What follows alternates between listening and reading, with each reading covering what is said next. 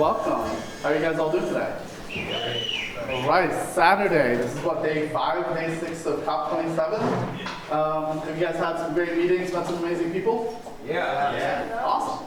Well, hopefully you'll meet some more amazing people today. We have some incredible speakers, some awesome people coming. We have a bunch of our speakers that are on route right now for some of the panels we have. We have Leaders on Purpose that are going to be talking as well, and some other incredible people like Lucian. So today we're going to be, given that we're at COP27, I'm going to start off with this. I'm generally an optimist, but we're all going to die.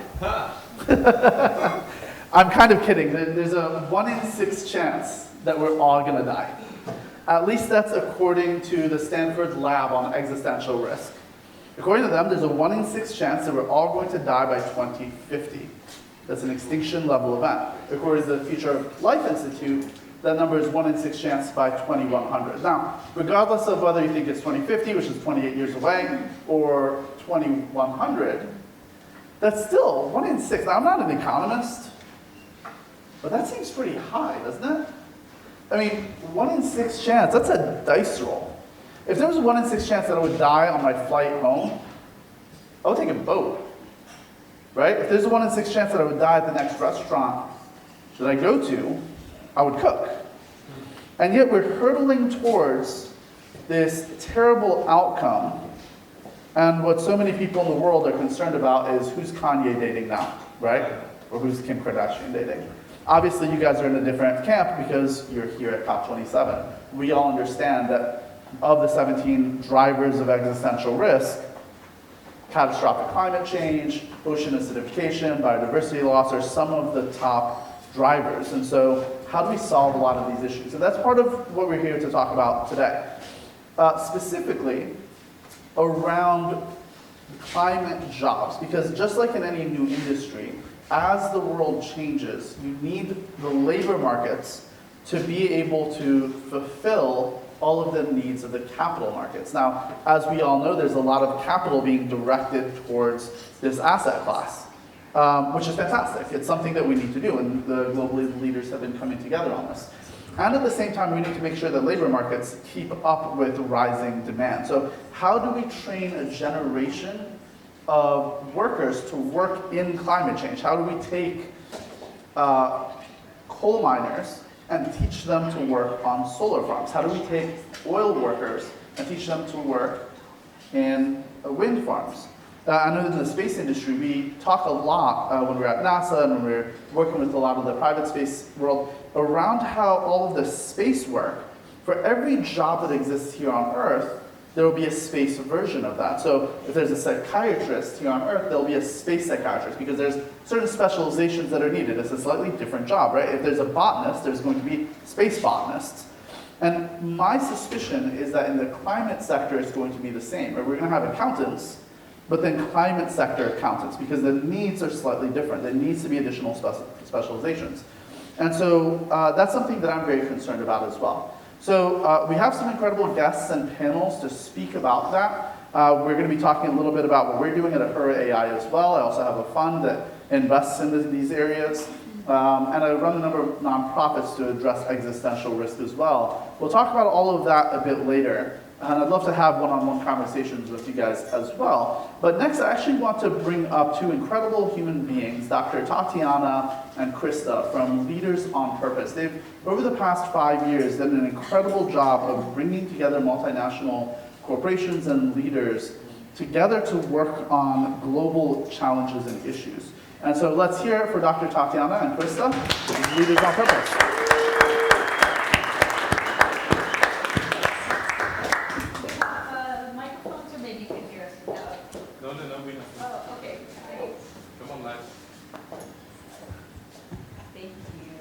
Thank you so much. Well, thank you so much. It's such a delight to be here today. Hello, everyone, and welcome to Saturday. Wow. Hello, hello. Welcome, welcome. Well, I think we know most of you, or we know quite a few of you, but really just to kick us off, we thought we'd give you a little context for what we do, and then go into how this topic of education is relevant not only for this transitioning for the frictional employment loss from coal to future industries, but really for everyone. How many of you have taken or will be taking a course anytime in the next year or so? Some sort of a YouTube or, right, all of us. I mean, the world is transitioning, and the jobs that we will be doing today will be really different than the jobs we'll be doing tomorrow. But to kick us off, we thought we would just show a video that gives you some context for the work that Leaders on Purpose does. So if we could play the video, that would be terrific.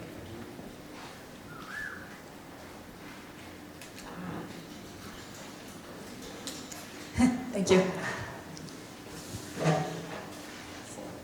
In a world that fails. The issues that we're facing today, like climate change, like poverty alleviation, can only be solved if we all work together. Given the shifts we've seen with COVID, any economic stimulus happening has to be mindful of this next generation of business thinking.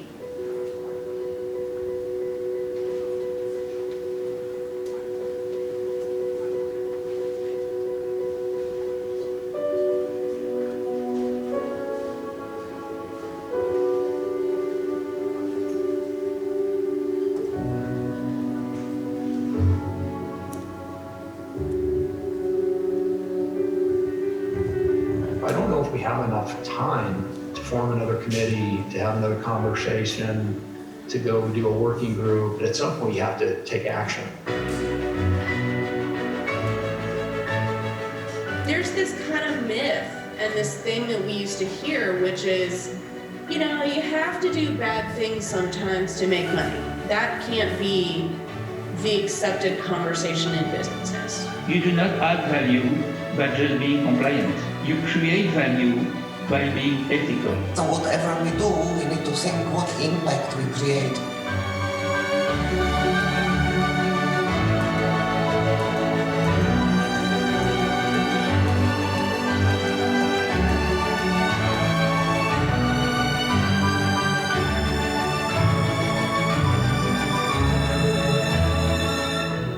For multinationals, the commitments are really to do their part in supporting the emergence of a fourth sector through advocating for government policy, to enable organizations, businesses, and the full ecosystem to scale during this kind of efforts. I love the idea of the open letter because it's a call to action, which is exactly what the world needs. If we're going to change the world, we'd better link arms with each other and go out and change it. The choice is not whether to get on the train or not, it's when. Seeing that nobody has been left behind, I feel that I've made my contribution. Well, I would say to businesses, don't wait for policymakers to force you to do the right thing. Jump on in the water's fine. In other words, take the leap. What are you waiting for? It's really clear that the shift is underway. Business leaders who get this will immensely enhance their company's brand value in the decade to come. We show that business leaders can contribute to a better world also. The people that you're traveling with on this journey are the people that history will remember positively. Join our efforts so that we can come out of this pandemic cleaner, greener, more resilient. Come join the movement and be part of it. Join into the meaningful conversation about your role of your business and society. With your energy, with your passion, I have no doubt that we will seize this as one of the biggest opportunities that the world has ever seen. Join Leaders on Purpose and join a call to action in our world. Let's change the world together.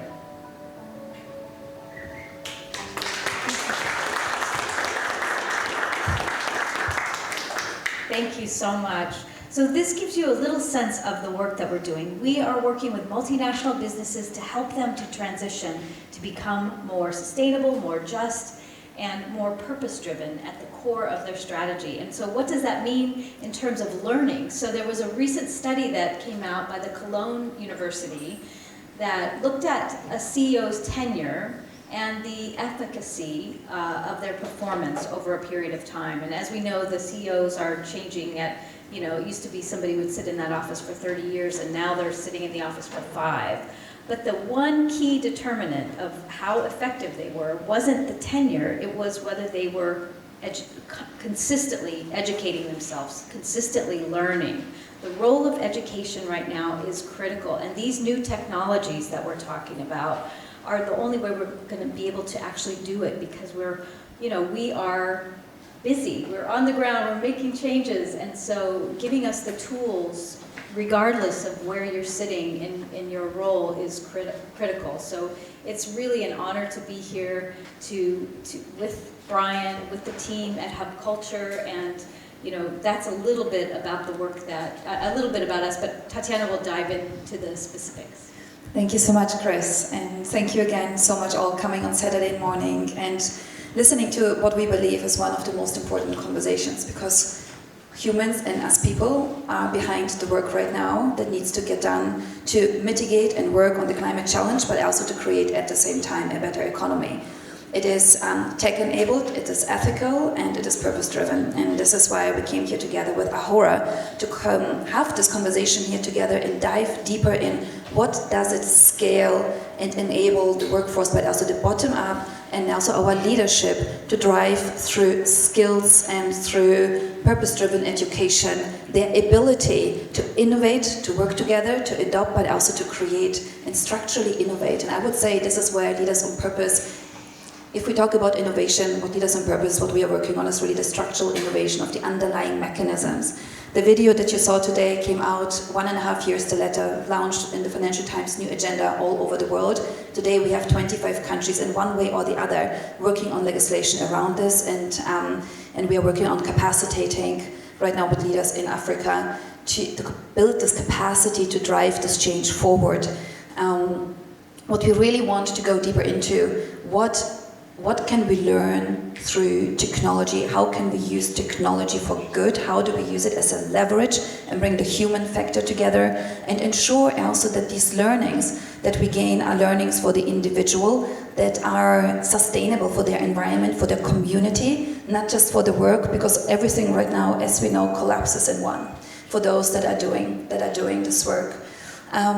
What Leaders on Purpose is also embarking upon is, we have every year we come out with a global research study, but we are working now deeper and deeper also on the quantitative measurements behind purpose-driven business, purpose-driven policy, and how to capacitate a purpose-first economy so that it makes already right now systemic sense, but to drive essentially also the markets and the market mechanisms into this direction. We know that consumers want to buy from brands that are purpose-driven. We know employees and talent that is so needed, particularly also for transitioners. This is also something that we will talk today at a panel. Transitioners need right now a highly enabled workforce that is purpose-driven, is jumping in, is learning the right skills to help to adopt and to drive. And we need leadership to step up, but in every single person that is joining these causes, because it's obviously beyond the hierarchy of leadership to take these choices in their life. Yes, so we're excited to dive into conversations after with you. Hub Culture has been a great partner of ours, working with us around the world to host these conversations, particularly really on the tech-enabled space, because we believe we need to act now at scale. So thank you so much, Brian and Ahura, to be also partner with us here in this together. Yeah, we're looking forward to the discussions today, and if you've got any questions or would love to talk to us, we are here. So thank you so much.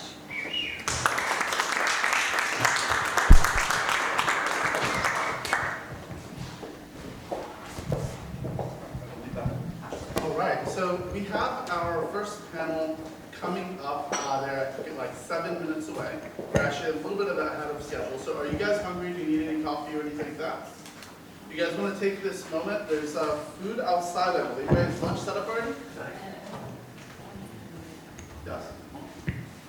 It's not set up yet? Okay. Feel free to. What's that? We can still some breakfast out there. Okay. Do you have any questions? Yeah, let's start with questions about Leaders on Purpose and the work that you're doing, or any questions about... I would actually like you guys to come get out on the stage. So, I think a lot of people in the room here actually don't know when you guys started. Why did you start? Because what is unique about what they are doing is that they actually started before most CEOs actually could spell to purpose. Sorry for saying it like this, but they did. So talk a little bit about what initiated this, and one thing, because they're not going to say it themselves, I'm just going to say it. So they actually started creating a CEO study before a CEO, so I'm very, very bold now saying this, before any CEO actually knew that this was going to be the most important CEO agenda. So they actually came out with those CEO studies, and there was some very unique CEOs that actually stepped up to that. So if you could just talk about why did you start, where did you start, who were some of the first CEOs, and maybe where are those companies actually today, right? Because one thing is to say, oh, I'm an impact-driven CEO, check, and you get into the survey, but to make a really good CEO is that you actually move the needle. So it's interesting to see where the real thought leaders of the CEO who stepped into this before anybody else, where are those companies today? But first start with yourself. Sorry, you're too humble. Just talk about that. So thank you so much, Anne. You're so kind. We actually started, so Leaders on Purpose started our first study back in 2015. So my background, I was at Unilever for most of my career. So really trying to push this agenda forward. Paul Pullman came in, but even prior to Paul, we were starting to work on a purpose-driven agenda, and it felt like we were moving one step forward, two steps back, really trying to pioneer something where others weren't going. And in I just won't get into the details, but in 2015, I got a Harvard Fellowship for some of the work that I was doing there at Unilever.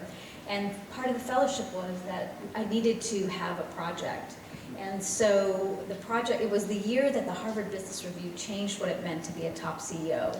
So it was up until 2015, the Harvard Business Review top 100 CEOs were only ever ranked on financial metrics. In 2015, they added just a 20% weighting for environmental, social, and governance, as they were at the time. And we saw this list radically shifted. So Jeff Bezos, who'd been #1 for several years, fell to number 87. Warren Buffett fell completely off the list, and we saw the emergence of these leaders that were doing well and doing good, trying to do what we were doing at Unilever. And we were looking for, are there others? And so that became the first CEO study. So at the time, brought in a colleague from London School of Economics, and then another colleague of ours happened to join us who was tasked with the private sector engagement strategy for the World Bank, because as businesses are changing, the World Bank also needed to understand what types of new products and things should they be offering, what should they be aware of. And so that is how we got started. We selected the top 15 CEOs based not only on those Harvard Business Review metrics, but we looked at, we were even more rigorous with the metrics. So they had to be in their top 10 percentile for financial metrics, but they also had to be in the top 20 percentile for environmental, social, and governance, and we used a couple of metrics for that. Then we looked at employees, because purpose-driven companies have highly engaged employees. So we did a partnership with Glassdoor to really understand what are employees saying about these companies. And from there, we selected 15 CEOs and we interviewed them on exactly what they were doing. So MasterCard, Feike Sebesma, who you saw was at DSM, he's now the chairman of Philips. And a whole group, Lars Sorensen, who was 2 years in a row, Novo Nordisk, he was 2 years in a row the world's top CEO. And we started to look for durable patterns across these organizations that we could quickly share, because we don't have time to reinvent the wheel. And if there's something that we could help others do, so it's all based in education. That's why we so believe in this work. And that's how we got started. Then the World Bank asked us could we bring those CEOs to the IMF World Bank Spring Meetings, and that was our first CEO Summit. It was a very small gathering. And yeah, we thought we'd go back to our day job, but here we are, 5 years later. Yes, and 7 years later. And essentially what we started to be doing based on our background is that the CEO summits would be actually strategic meetings where the agenda is very designed on purpose and very well prepared, and the conversations very well prepared, but really to enable to go deep and to understand, share these insights, build on the research and build it out and build basically on a perpetual, ongoing research basis and convening basis and building out this community. And thank you, Anne, for pointing it so much out. It's for us, we were like we are right now in the midst of it. Because the community is growing rapidly. We have now policymakers that want to join. We have now government. This was at the beginning, we were not aware that 25 governments will be starting working on this. Yeah. But talk about yourself, Tatiana. She has a brilliant background and she's very humble. But Tatiana came into this as we were crunching the numbers, and one of the researchers said, hey, you know, you really need to meet this Dr. Tatiana Kazakova. She's a brilliant strategist, but she also has her PhD in decision-making and uncertainty, background in math, and you know, this thing that she's talking about, the way we organize our summits, this is her baby. She's like, we need a systemic strategy meeting. I was like, a what? But yeah, so she's brilliant, and she's very humble. So. Thank you. Thank you so much, Chris. Well, I was then, it's probably all of us, we find ways in our life how to push the envelope and the challenges and go into positions of impact at scale. And so with my journey with mathematics, when I studied mathematics, when you study mathematics, what you see very fast is because you leave the number space very fast and then you are in the infinite dimensional space. And then you go to financial modeling and financial models, and then you see where a lot of reduction has happened. And why we have so much unalignment with our economic system. How do we evaluate? How do we assess risk, etc., etc. And so in my PhD, I went to learn more about this, but more from a social constructivist perspective, meaning what are the dynamics in organization? How do people create decisions? How do they feel secure in strategic decision making, particularly under crisis and uncertainty? And applying that, I was lucky to be one of the top corporate strategy consultancies where the CEO was directly my mentor. So I have seen a lot of multinational corporate strategy processes over 3 years and was flying in and out a lot about exactly this process under uncertainty before anything gets translated into the steering model, right? Before anything gets operationalized and designed into organizational DNA, if you want to put this like that. And so what we saw, and then when we came together with Chris and we saw these patterns, from a research perspective, we used the same academic, rigorous research approach to qualitative data to deduce these patterns. And at the same time, we mapped it with the experience of all the partners in there and with direct industry experience to really see the deviations and to go deeper into this. And what we saw is really a systemic way of strategy. A corporate purpose is, out of our research, a systemic value contribution. Right? It's not anymore, as we know, the traditional customer value contribution. It enables you to think systemically as it should, and then to understand and to assess your scope 3, scope 4, all your impacts, but understand also the internal factors like education, employee empowerment of the communities that these employees live in and work in, the consumers live in and work in, the entrepreneurs, where do they get the solutions from? As we know, it enables you to grasp your environment, but integrate it pragmatically into the organization.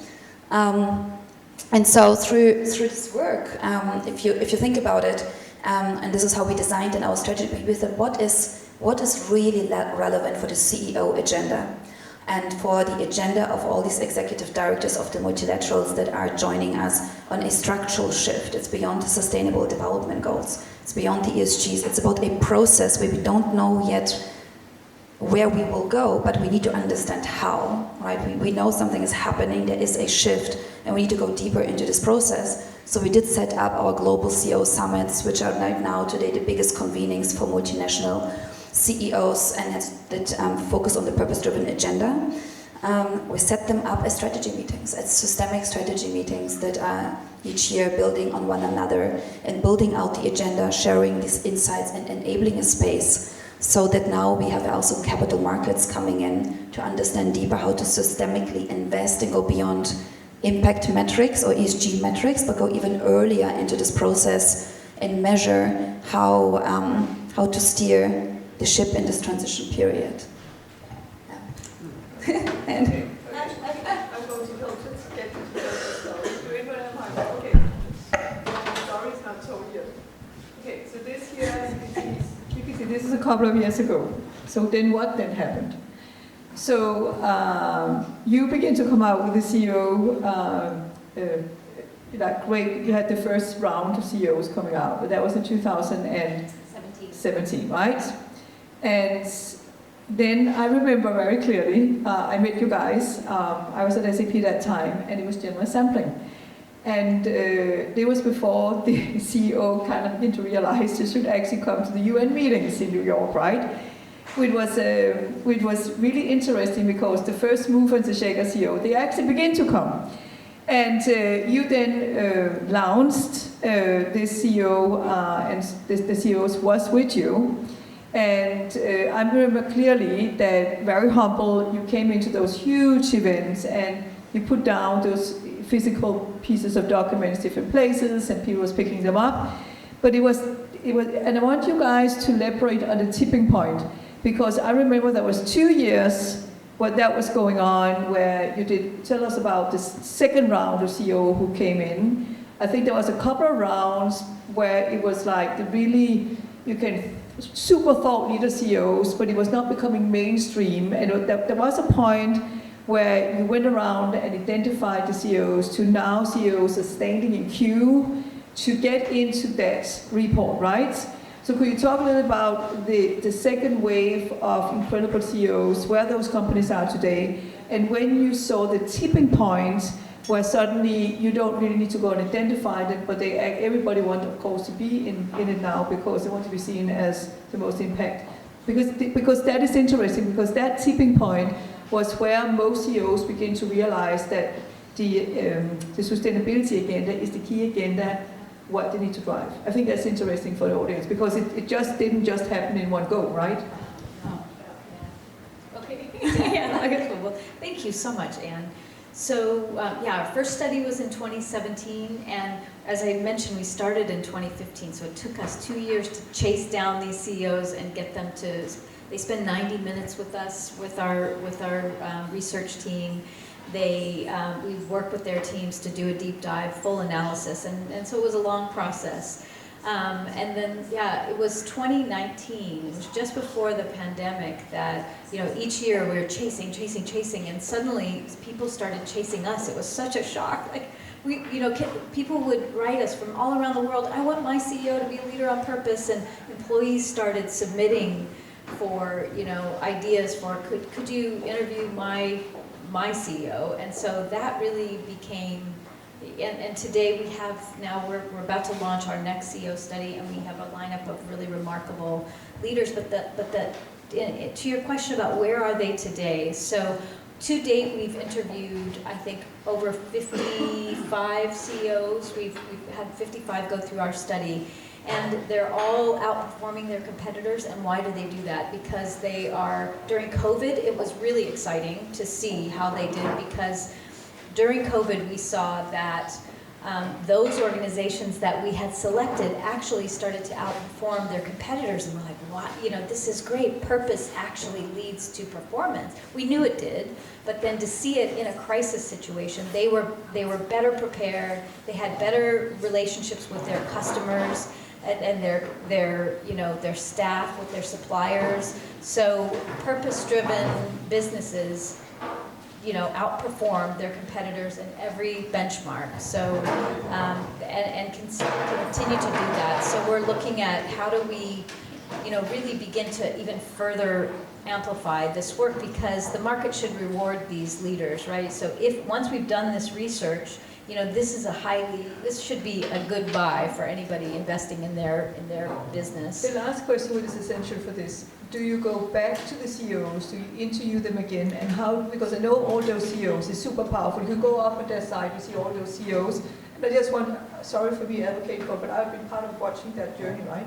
So the thing is that they have the top leading CEOs in their network, and you can see them all, and their reports and so on, and they're part of the network.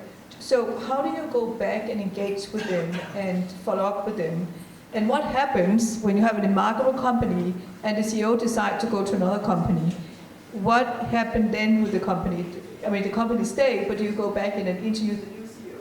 Because it's about consistency. Yeah, that's such a good question. Thank you. And that's phase 2. So we stay in very close touch with, obviously, with the leaders and their teams. And so in phase 2, we'll be going back and looking at for longevity. But, as we said, the tenure is really shortening. So a lot of these CEOs have left and they've gone to other companies. So is it impacting? So that's where we're going to be doing further deep dive. This is work that'll be ongoing. We have a longitudinal study. So each year we're building on what we've been doing. So yeah, we'll definitely be doing it. And then the last question, because that company why to be a purpose-driven CEO, why have they left? Why have they left? Why have they left that company? Oh, why have they left? Yeah, they've been poached. That's because today the most high-profile demanding CEOs in this world is purpose-driven CEOs. And I just want to give you a story on that one. Sorry for saying, but this is important because that is the reason why the work we do, right? So Mads Nipper, so in Denmark, sorry about this, in Denmark is debating the world-class state, which you guys probably know that. But in Denmark, there's a company called Ørsted, right? They have years after years after years at either number 2 or number 1 most purpose-driven company in the world in the 60s. So for 2 years ago, Mads Nipper left a company called Grundfos. Yeah. And this is very interesting what he did. He did a LinkedIn post. That was the only thing he did. And he wrote, I want to be the CEO for the most impact-driven company in the world, and that is Ørsted. So that was his selection criteria. This is interesting, right? Before the world, we would think about purpose. You would say, I want to be the CEO for the most profit-driven company. And Ørsted. And Ørsted, I was at a lecture at Princeton. I'm probably the only Dane together with my husband, just sitting there with 159 Danes. And then suddenly there was this super cool guy standing up and doing a lecture about Ørsted. He was not from Denmark, right? Because that is the number 1 company. It is. But he's thinking about that for 2 seconds. You have those first-moving CEOs be known as the purpose-driven CEOs of the world. Why have they left? Because they are hunting the most impactful companies in the world. That is what leadership purpose are defining.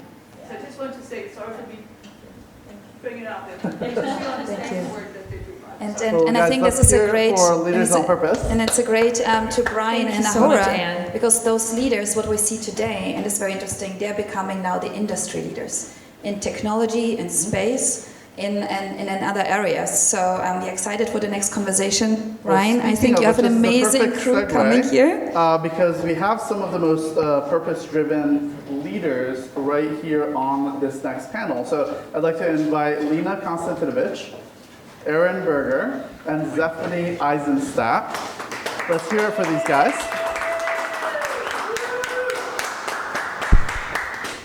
So, as we begin, why don't we start with a quick introduction? I'd love for you guys to share what you've been doing over the past number of years, who you are really briefly, and then we'll jump right into the question. So, Lena, do you want to go ahead and start? Sure. Thank you, Brian, and thank you, Leaders on Purpose, for having us today. Great to see you all here in Sharm el-Sheikh.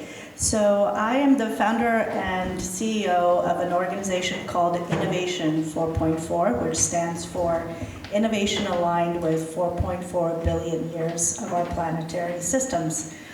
In addition to that, I've also taught and developed curricula for green MBA programs. So I'll be speaking about, I'll share a little bit more about the organization, but I'll be speaking to both the education side and also the demand side. How do you create demand for green jobs, particularly with the innovation companies that we work with and some of the governments, and also the investor side of the equation.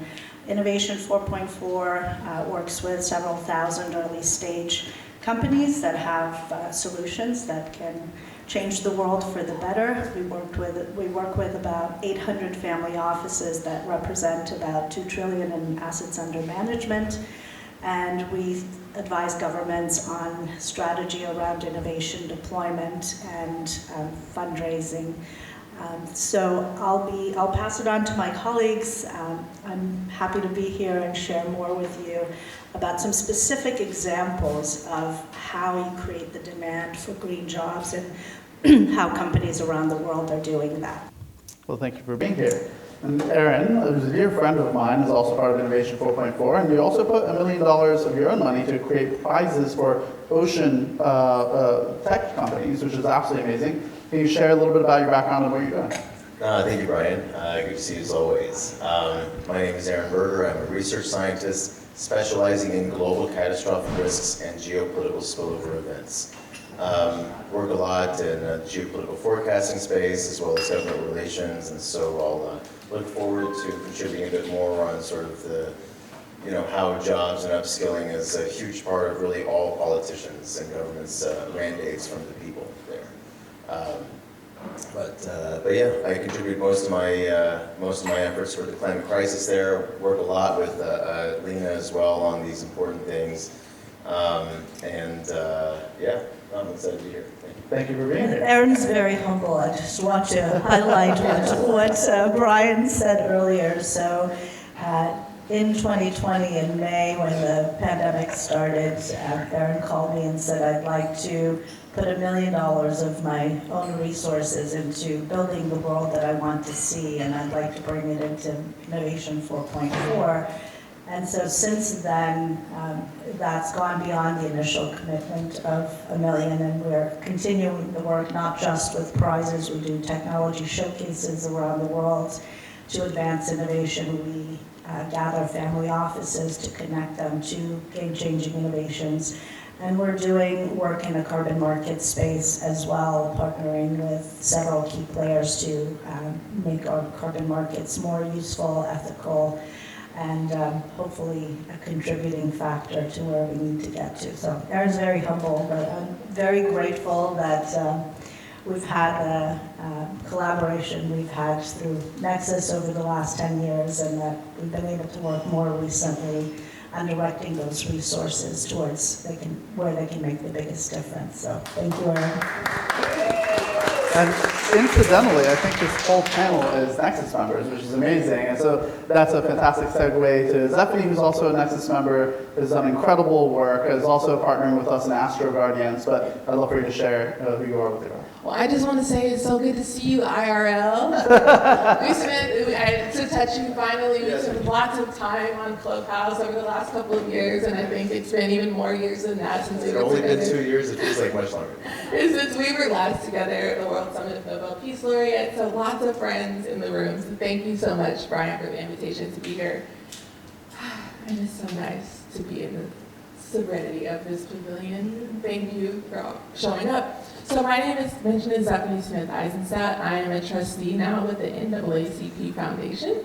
My background is in mobilizing and creating generations of young people. I'm a third-generation freedom fighter, member of the NAACP, and I got started at a really early age and have worked on both sides of the aisle. I started out as an advocate in working in frontline communities who are impacted by climate change. When I finally got onto the board, about 12 years ago, we created the resolution to establish an environmental and climate justice as a priority for the NAACP.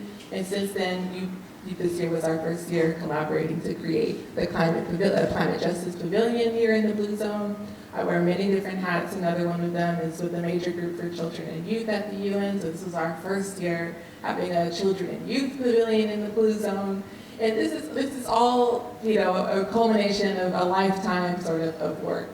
My professional work, however, is in government, and I've worked from local to global, spent a lot of time in DC and in our state legislatures. And so I've done a lot around advocacy for resources. And so you saw coming out of the previous administrations, initiatives such as Justice 40 that make sure that federal resources are being invested into green jobs and programs, and that there are quota to ensure that certain percentages are going into the communities that are hit the hardest. And so a lot of the work that I'm supporting now is around ensuring access to resources and ensuring that we're building sustainable talent pipelines.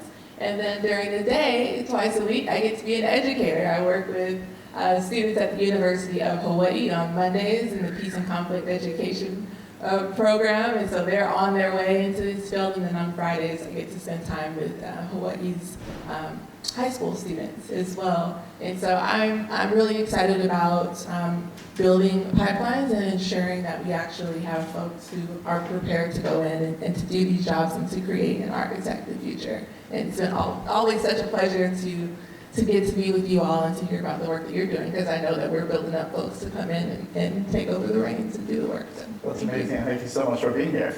So that's actually a perfect segue, because right now, over the past 4 or 5 years, we've seen 3 massive trends coalesce together. Between the Great Resignation, downstream impacts of COVID on labor markets, and of course the Fourth Industrial Revolution, there are massively shifting labor markets. Now, of course, we see so much effort and time being put into climate finance, as well as a lot of capital going into climate jobs and green jobs. What do you guys, this is a question for all 3 of you, what do you think needs to happen to update labor markets so that we can keep up with capital demands for labor to make sure not only we have the right labor to conduct the work that needs to be done, but also do it with an eye towards diversity and inclusion?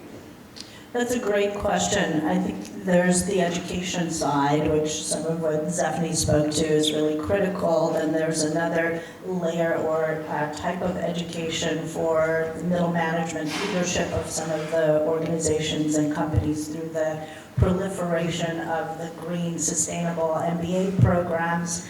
I went through one of those programs back in 2006 when there were only 3 in the United States. Now we have hundreds of them all over the world. So that's an important trend that's contributing to scaling up some of the workforce needed.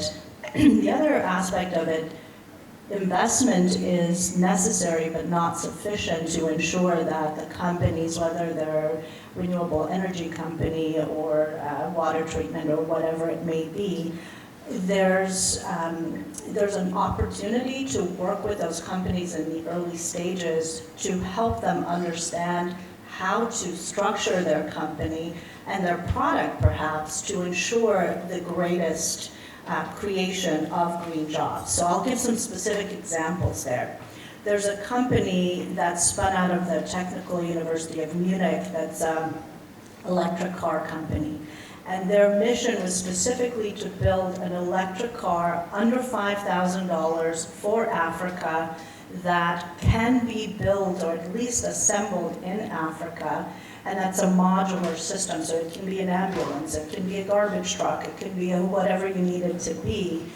But that kind of intention in the design process ensures that you have the local skills to assemble, maintain, service those technologies once they are deployed. And that's an opportunity not only to ensure that the technology has the utility it's intended to have in the region, but that it also maximizes value in the job creation aspect of it.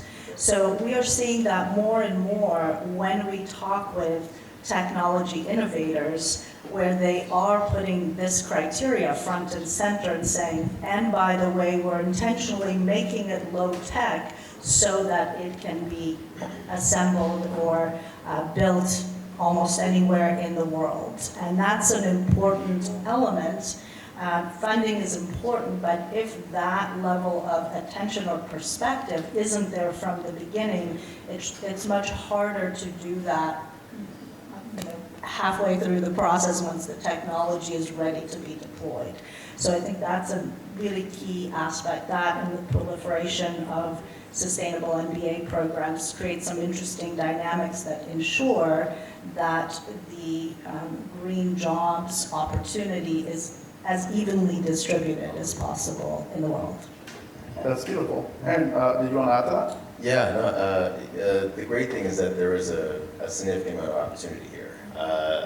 Multiple times more jobs just in the green energy space, and that's just green energy, not even touching the other myriad of elements of the climate crisis that's going to be, that are coming up here, right? And so there's a significant degree of opportunity.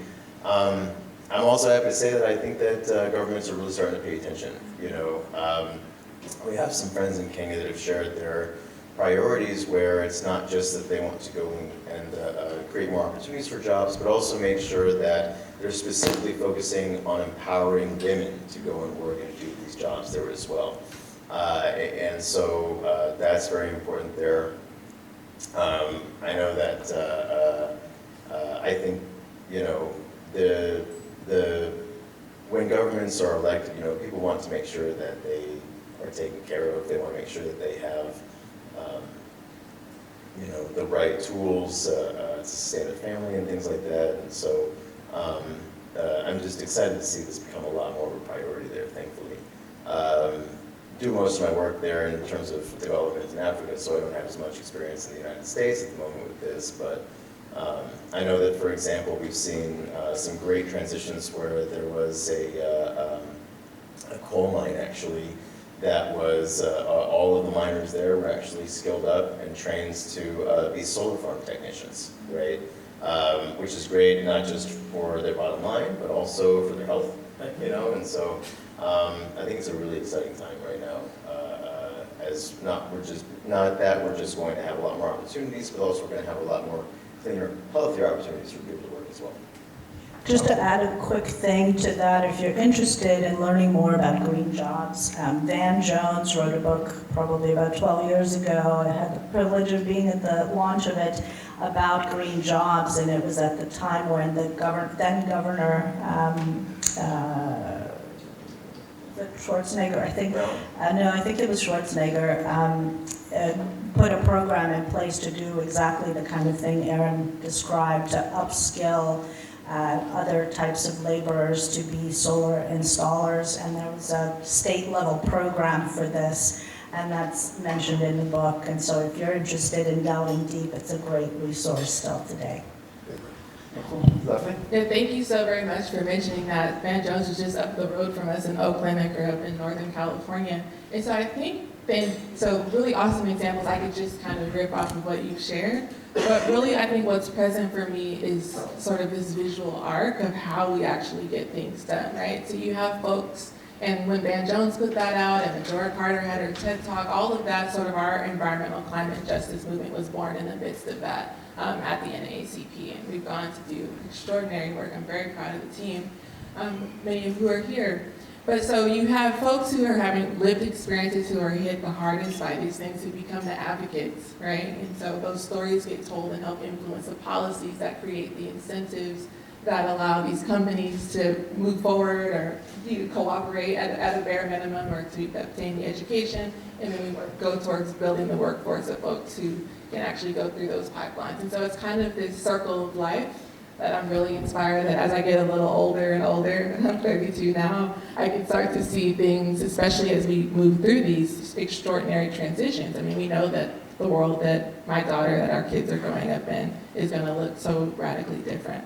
The point that you just made, Aaron, I think is a really important one, because whether it's in Africa or even in parts of the United States of America, the communities that are hit the hardest and where some of these sort of old energy stations reside have folks who are working in and operating them that look like the community. And so we have not only an opportunity, but a responsibility from an environmental justice perspective to ensure that the folks who are there and who are ready to work are not just phased out, but that they're actually the best folks to be phased into this new economy, because they have the experience, they have the know-how, they have the familiarity, and we can start to succession plan from there. And so I think some of the initiatives like Justice 40 and others are designed to help support that process. I'm also really inspired by some of the examples I've seen here.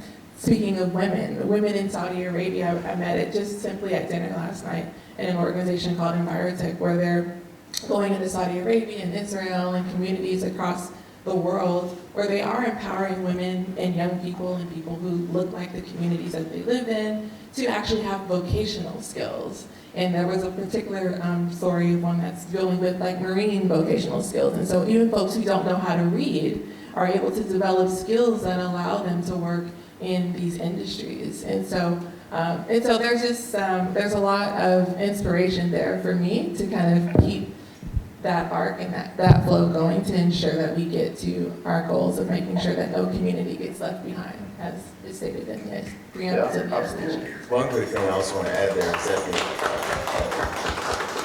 and you reminded me of this, the other great thing that's happening now is that as, you know, even though jobs can be kind of, we say, oh, you know, solar farm tech here, solar farm tech there, but one of the great things that are also being considered is how cultural relevancy and how the communities you're talking about actually can be understand and work with these new things.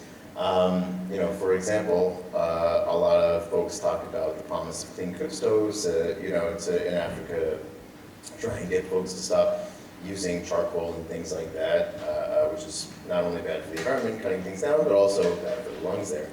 But, just because we think it's a good idea, just plopping it down in a community without any training for local leaders to help educate the populace on how to use these things, why these things are important, how they can change their daily routines to make sure that they can support these new kinds of technologies and how much easier their lives will be. They won't use any of them or show up for work or do anything. So one thing that you reminded me of here that I'm excited to see is that folks are paying a lot more attention to how culturally we can introduce these new kinds of ideas and technologies so that everybody is uplifted together. Absolutely. So on that note, one of the things that we've seen over the past several hundred years is taking a couple hundred years to go from about 0.5 percentage point of the global population having a high degree of education to the current state, which is 6.6% of the global population having a college degree or equivalent. Of course, we can have a conversation about whether that's the best KPI to use or not. I would probably agree it's not, but let's use that for the moment. Given that in Ray Dalio's most recent book, he talks about education being the first step in that great cycle of a rising empire, not only teaching people STEM subjects, but also how to have civil discourse, how to be industrious, how to do the core things that require society to be successful. So we know that education is critical here, but what do you think will need to happen for us to have that next 10x cycle to go from 6.6% of the population to 66% in order to unlock the intellectual capital of the human race? And I'm actually going to go the opposite direction this time. So why don't we start with Zephanie and go this way? What are your thoughts? I think in order to ensure the just transition that we need as we move into this brave new world that's rapidly upon us, the key is going to be really focusing on skills development. I mean, we don't even know what's getting ready to happen with the recession that we're in, right? And so, fortunately, I was graduating high school in 2008, and I've just been in this little bubble of sort of protection, but I think the relationship to college degrees is going to evolve and change. I was considering applying to law school, and then I looked at the course offerings and I realized that we're not even ready to create the law for the world that my daughter is going to be living in, right? So we have education systems that are going to be forced to reckon with the world that is upon us, that's no longer over there, but it's like right here. I think George Jetson is supposed to be born like this year, or next year or something like that, right? So it's here, like it's happening. And so really, that's why I'm excited about programs like the vocational programs. Many years ago, during the Obama administration, there were movements like Opportunity Nation to go out and find those. We rebranded it as Opportunity Youth, but they were called Disconnected Youth because the numbers, and I don't know what they are now since the pandemic, I imagine they're much worse, but these are students who are not in the education system at all, who have just fallen by the wayside, and that's especially been more prominent abroad.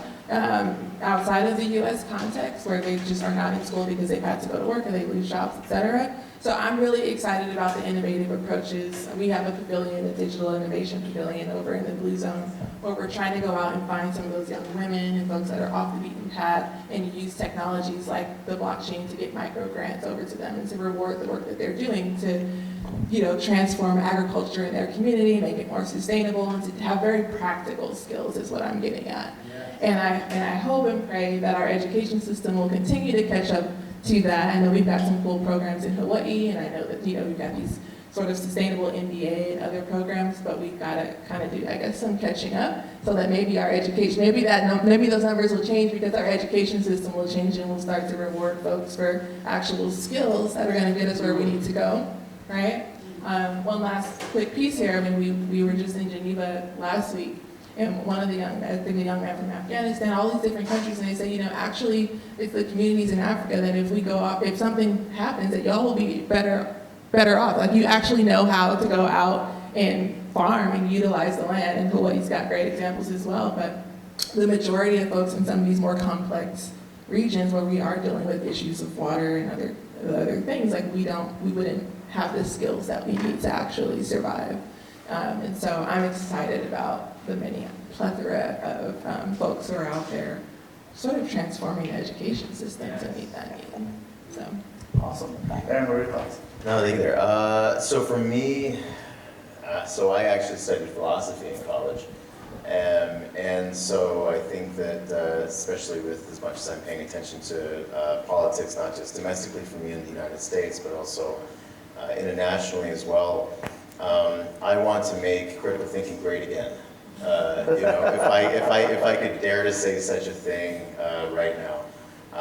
The unfortunate thing is that in addition to the need for the kind of transitions that Zephanie was bringing up, I think that we need to return to a focus on critical thought, being able to think deeply about things, being able to consider, you know, having productive dialogues and conversations, as well as Brian was saying, but you know, studying how to think and you know how we can understand, how we can argue logically. When I say argue, I don't mean yelling at each other. I mean like the classical sense of argumentation, where you know people present you know premises, opinions, and that are backed up by statements that they believe or can hopefully cite to be true, right?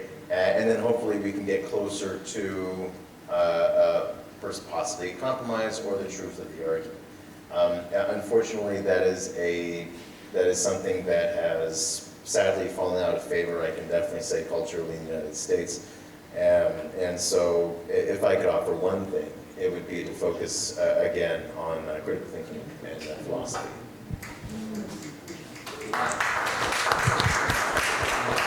Lena, what are your thoughts? So how I heard your question is, how do we evolve, you didn't say it exactly this way, but this is my interpretation, how do we evolve our current system to produce better outcomes around green jobs? So anytime you're talking about a system, it's not going to be any one thing. Education is critical. So the question is, for those of you in the audience who perhaps come from different sectors and different opportunities to contribute, if you're an educator, asking the question that Zephanie posed, which is how do you evolve the educational system to facilitate those outcomes better? If you are in government, how do you facilitate a process that creates better policy to create these outcomes? If you're an innovator, how do you innovate? And with that priority in mind, in addition to others, of how does your new venture or solution present an opportunity for greater job creation? If you are a corporation, how do you evolve your company to enable more green jobs or support green jobs? And if you're an investor, for those of you who may be investors in the audience, in addition to the nonprofit, I'm also an investor. So from an investment perspective, asking the question, how can I as an investor require the companies that I invest in to think about their green job strategy as they develop their solution? So every component of the ecosystem, every participant in the ecosystem has the opportunity from their perspective and their agency in that system to shift that system towards better outcomes around green jobs. So no matter what you do, you can be part of the solution. That's amazing. Well, thank you so much. Guys, let's hear it for our incredible panel. I'm going to grab them after all of our speakers to chat with them. Next, we have another panel. And where did Anne go? Is Anne still here? What's that? Oh, there she is. So I'd like to pull up Anne Rosenberg. And I met Anne originally a couple of years ago, I think at the United Nations or one of Criminal Students events. And Anne Rosenberg used to be at SAP, and now she runs UN SDG Ambition. And I'll thank you so much for being here. And jump up here. And if you could introduce the other panelists that are going to be joining you. So, Sergio, Salty, Valesca. Hey guys, if we can all sit back down. We have another amazing panel. We will have time after the speakers for everybody to get together and network again. So if everybody can come back and sit down, please, that'd be great.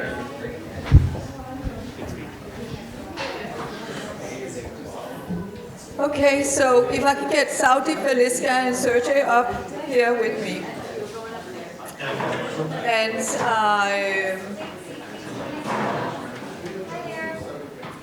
then we will just start up the next. So take a seat, Saudi. And Sergey and Veliska. Just have to listen. Take a seat. And then I just need my photographer. Where's the photographer? You there? But I need Tom. Oh, he's over there. Okay, good. So Tom, I need you to take pictures. That's good. Okay, good. So again, I want to talk a little bit about leaders and purpose first, because there's no doubt about it that the best leaders in the world as of today is people who lead with being very humble. But that also requires that you need to have people who actually explain some of their achievements. So I'm the storyteller on behalf of Leaders and Purpose today, because they don't tell their own stories. And so I'm just going to mention a couple of things. So Leaders and Purpose, I have a very big strategic partnership with Thunderbird University. How many of you know Thunderbird University? Of course, we know Thunderbird University. Just before I will tell them about the huge thing they do with Thunderbird University, as it was mentioned when I was introduced, I have created something called the SDG Ambition, which is the most used sustainability framework in the world, which has been rolled out by United Nations, UN Global Compact. And which is literally the framework. One of the most important ambition is the 1.5, the many companies will sign up. But that's not what I'm going to talk about here today. What I'm going to talk about is that UN Global Compact was actually one of the first ones to initiate a sustainability education. And who did they do it with? Thunderbird University. So Thunderbird University is one of the universities in the world today who actually are leading the charge on really impact education. And that's why I'm excited, because they don't tell themselves, so I will tell on behalf of them, that Leaders in Purpose, together with Thunderbird University, are supporting a program in the front and center of the program to educate more than 1 billion learners are going to be educated with a purpose-driven leadership program by 2030. So I wanted to give them applaud for that, because that is a very big ambition. And I didn't say, I was just talking, so I said, you need to remember to say that. She didn't say that. But that's good, because she lead with humbleness, and she let other people tell her stories. And letting other people tell your stories is the best way actually to lead, because then it's not about you, but it's about what impact you're driving that is recognized by others. So we recognize that incredible achievement. So before I introduce the panelists here, I've been working in the education system for many years. When I was at SAP, I was responsible for nothing less than 3,500 universities around the world for 10 years. And it was really, really funny. And I want to talk about the tipping point. I was this annoying person explaining everybody that when you educate people, you need to educate people with it as impact education, sustainability education. And SAP is a technology company, so it's all about learning about the STEM skill set. There was STEM education without purpose embedded.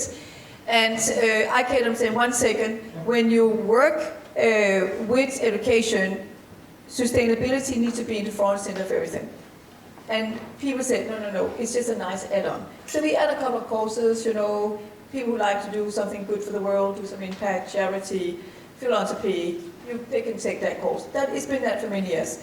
So the tipping point for this, I have seen have come not only for 2-3 years ago, and this is accelerating like crazy right now. So right now, just like Thunderbird leading this, and also Imperial College London, we have something called the Leonardo Center that is also sponsor of the house, a strong partnership with Stain and the Hop Culture, and also partner with you guys, is that they actually have something called the Leonardo Center. And the Leonardo Center is an initiative where HSBC, which is one of the banks in the world who's not just changing, but they're really changing the industry. You have Shell, you have Huawei, and those three companies, and many more to come, is a new initiative, are literally working with academia to educate the entire workforce to go through a transition. So I would say the combination of working with academia, education, and the private sector is accelerating like crazy. The last thing I want to say about this, if you have not yet found out what kind of education United Nations provides to the world, you need to get and take a look at this. There are so many education programs. I mentioned before, I'm Danish. You cannot go to one single kindergarten, high school, or university in Denmark without it's a mandatory course to be educated on 17 global goals, right? Right? And just to say, education in Denmark is for free, so it's just not for selected, right? So that is the movement that we are seeing. So I just want to say that.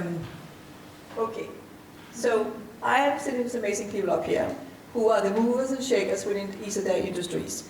And before I begin to because I know a lot about water trees. So before we begin to ask the question, because they don't want to tell about what they're doing, I will let them get the opportunity to talk about themselves first, right? So Saudi, Silicon Valley, out of India, you're a mover and shaker. Talk about your company, talk about your mission, and who you are. Okay. Hello, everyone. What a beautiful panel you just hosted before us. It just like changed the way I see the world, right? Thank you for that. My name is Shadib. I'm the founder CEO of Eugenie.ai. Eugenie has a mission to decarbonize the most polluted industry, which are asset-heavy manufacturing. Why I started this 5 years ago? Well, I was teaching my daughters some of the Arctic animals. I soon realized most of them are going to be extinct, not due to natural selection process, but man-made disaster that you, all of us have been creating. And it's not only these animals, our generations and the generations coming after will be impacted by that as well. As a father, I was building a software company at the point in time. I could do nothing and say, okay, I'm not a politician, I'm not a policymaker, so, or I could do something. Whatever little I have, I change the purpose of the company, and we say we have to do it for a purpose, and the purpose has to be bigger than just earning dollar values, create impact, so that I can actually say I tried my child before I leave the world. So with that, I started Eugenie.ai. So far, I'm not sure whether I'm a mover, shaker, we're still trying. But yeah, we are. You see the humbleness? That's define a great leader. Yeah. No, so I mean, this is true. I think, we're working with some of the oil and gas and mining companies, helping them to transitioning themselves to become more sustainable and more responsible towards the environment and to their stakeholders rather than just shareholders. Yeah, that's how I work. Thank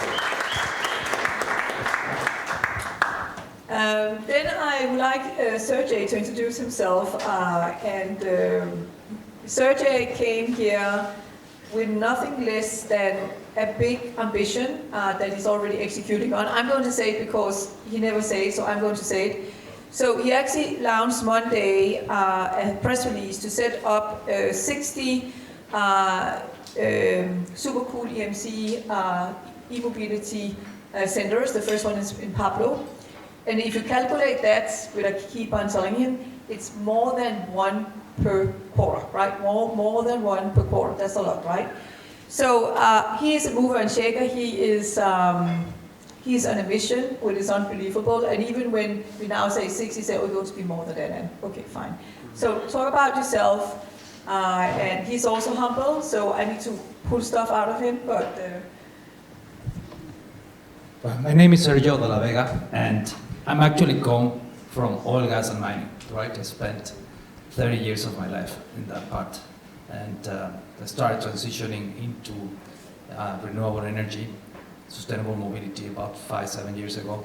One of the early movers, early movers is early failures, right? So, but we keep pushing for it. I think Why I'm doing this, I don't know. I think my intuition drove me into it. Had the chance to live through the culture of big oil and mining companies, right? I know what a sustainability report meant 15 years ago was something you have to write, you know. I mean, the people in the company didn't know about it. It didn't reflect the values of the companies. I'm so happy to see that today that is changing, right? I mean, like sustainability teams at those companies were one person, right? If you happen to be selected to the ethics or sustainability committee, it will be like a punishment, right? You know, we have a ethics committee at 5, it's like, God, today is a bad day. So today everybody wants to be there, right? Today that's a job that is being led by CEOs of the companies, not by that person. I think I'm so happy to see that the world is changing so quickly. I think, of course, we listen that there is statistics that we may all be dead by 2050 or 2100, but happy to die trying, right? I think that's the most interesting part. We are, the world is moving in that direction. I'm surprised to see so many true decision makers here, right? Banking and investing community looking at this as a true opportunity, right? And not just as something that, they did it just to comply with. And well, that's it. I mean, now I'm leading a company called Citizens Resources. We are into energy transition and sustainable mobility. We produce and distribute electric vehicles. We create charging solutions. We also generate sustainable power, and we are here pushing this project of a mobility center, which is nothing else than a marketplace for everything that relates to sustainable mobility. We believe a marketplace is necessary because commerce is the engine of development. I mean, if we want to see sustainable mobility moving faster towards mainstream, we need to create the trade and commerce mechanisms for that, and that's where our mobility center is. I mean, for some people, this is kind of the dealership of the future, but for us, it's kind of the precursor of fast transition into more sustainable mobility, which is, by the way, a more efficient mobility. It's not just a moral call, it's just true economical driver behind that. Okay. And when he says nothing less than a marketplace, it's also an education center, and that's what he's going to talk about in the second round. I'm pulling out information of him. Okay, so Valeska, you are here, you are working with an incredible project out of Mexico called Green Schools. And I want you to talk about this initiative and also how you are helping them based on your concept. Okay, so as you asked all about themselves, I'm going to talk about myself too. Before I talk more about this project in Tulum. So my name is Valeska. I am from Venezuela.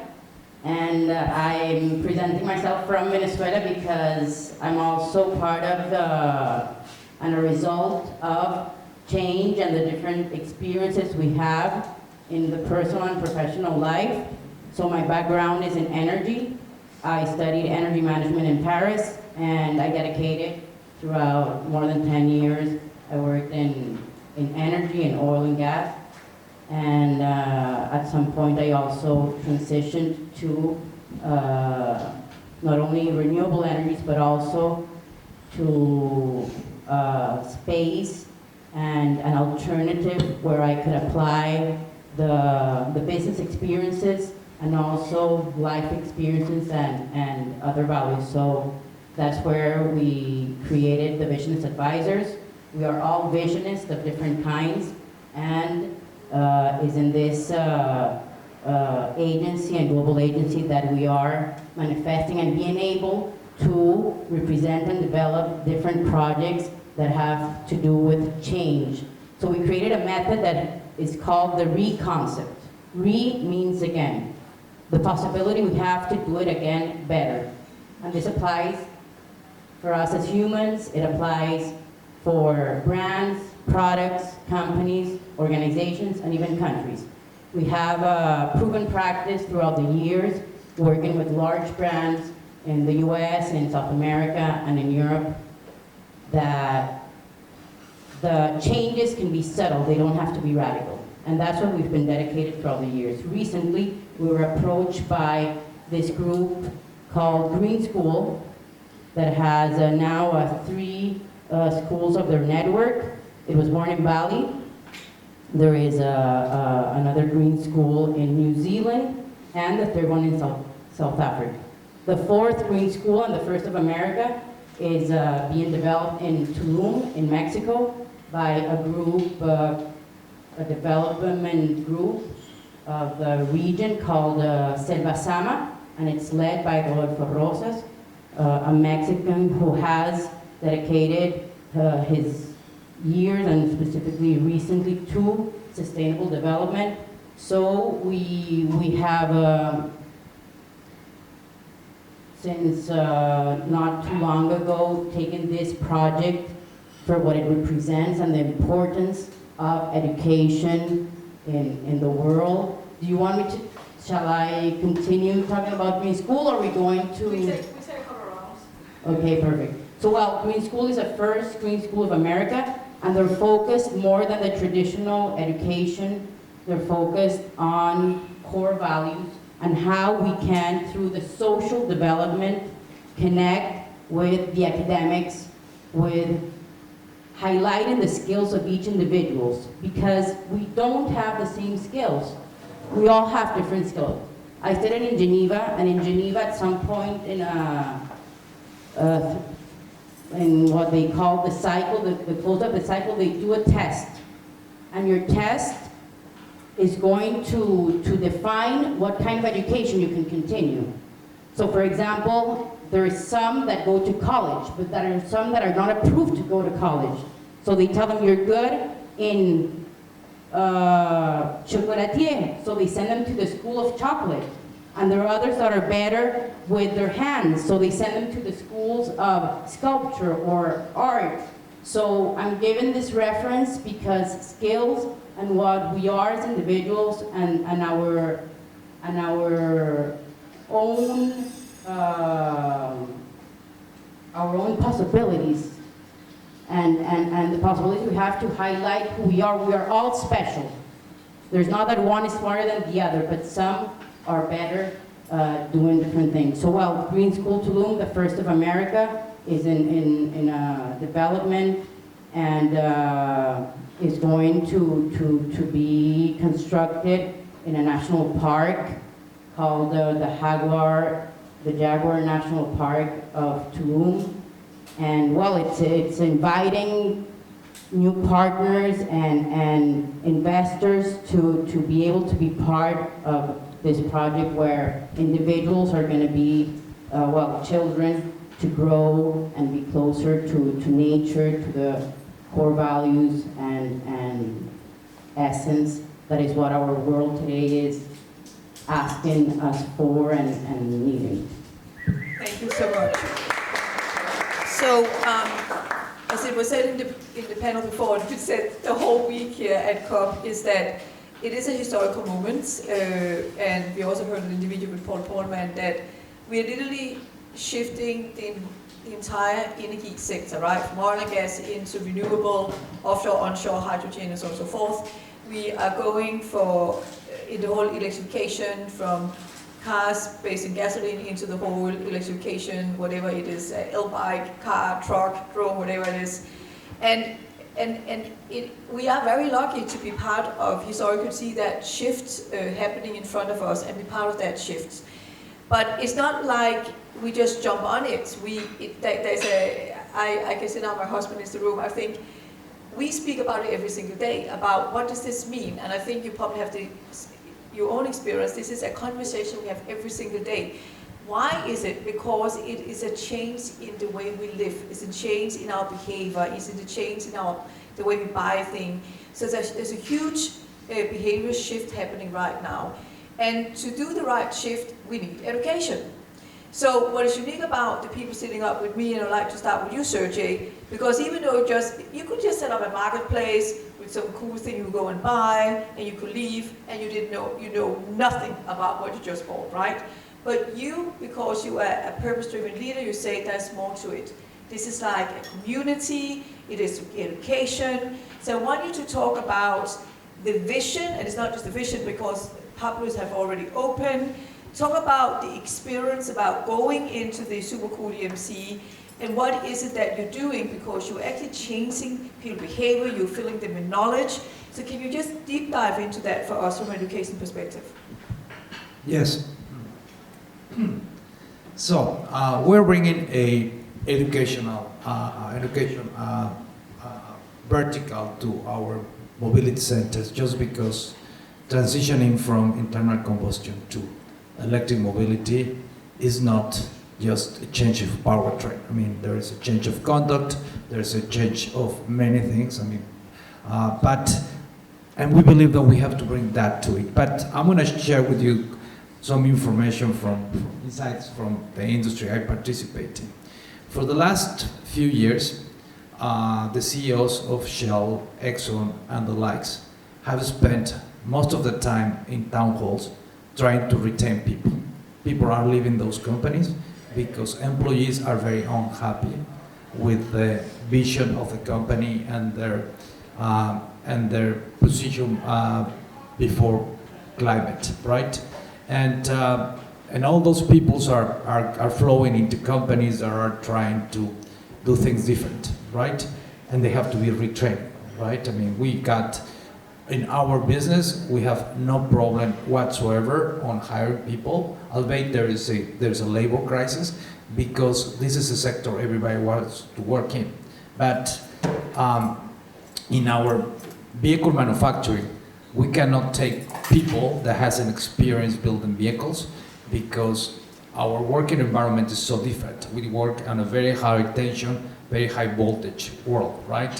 And that means that you have to train your teams on the management of power before mechanics, right? So it's almost like we need to start from scratch, because the existing people that works on mechanics and labor are so unused to that environment, right? So this is safety, and then you start being trained on the real skills that you need to do the job, right? So that's pretty much what we're doing. But in terms of leadership, what I want to share, and I'm going to deviate from my main message, but I think today the future of education is about hard skills versus soft skills. I think what most of the leaders, and I have a lot of friends who are now in CEO positions, and they don't know how to move, how to react to what's happening today. And it's because they are so technical, right? They don't have soft skills to be able to create change, right? And they call their consultants, and the consultants don't have soft skills neither, right? And they come with another set of solutions based on hard skills. And that's probably what we should try to give. I mean, we're trying, in our companies, we try to give training on soft skills, because that helps with a lot of things, but mainly to be better decision makers, right? So that's the kind of things we also want to bring to the mobility centers, because the main purpose of those mobility centers, as I said before, is accelerate transition into a more sustainable mobility, and that doesn't require just a change of hardware, but also change of mindset, and that's what we're working on. Just to add to this, and we will share, there's a small video where you can experience the first center, Pablo, we can share with you. But when you go into the center, there's actually a whole education area. So Super Cool EMC are also building a dedicated education program, so you become educated on this. So this is not just buying a cool electrification car, it's actually being educated on what that means.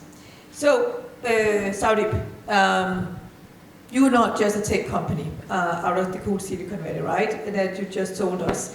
And what is unique about what Saudi is doing is that and I want you to talk about this, because when I met you guys, because I have a technology background, I just went into the whole tech data model, cool, but then you say, 1 second, there is a methodology behind this. You need to be educated to understand the magnitude of what this can do. So can you talk a little bit about the skill set and the methodology that is embedded into your solution? Because I think what we all need to understand here, we are not just building something that we have done before. So I'm a science fiction writer, right? And if you just think about this, or Tuesday, what I'm going to say here, the majority of CEOs and head of state, which is also here in COP, have done a commitment to 2050 become net zero. How many of them do you think know how to do that? Okay. Zero. How many of them do you think have a long-range roadmap saying 2050 we net zero? Zero. How many of them do you think have just a short-term plan with some action on it? This is the most beautiful science fiction moment of the time.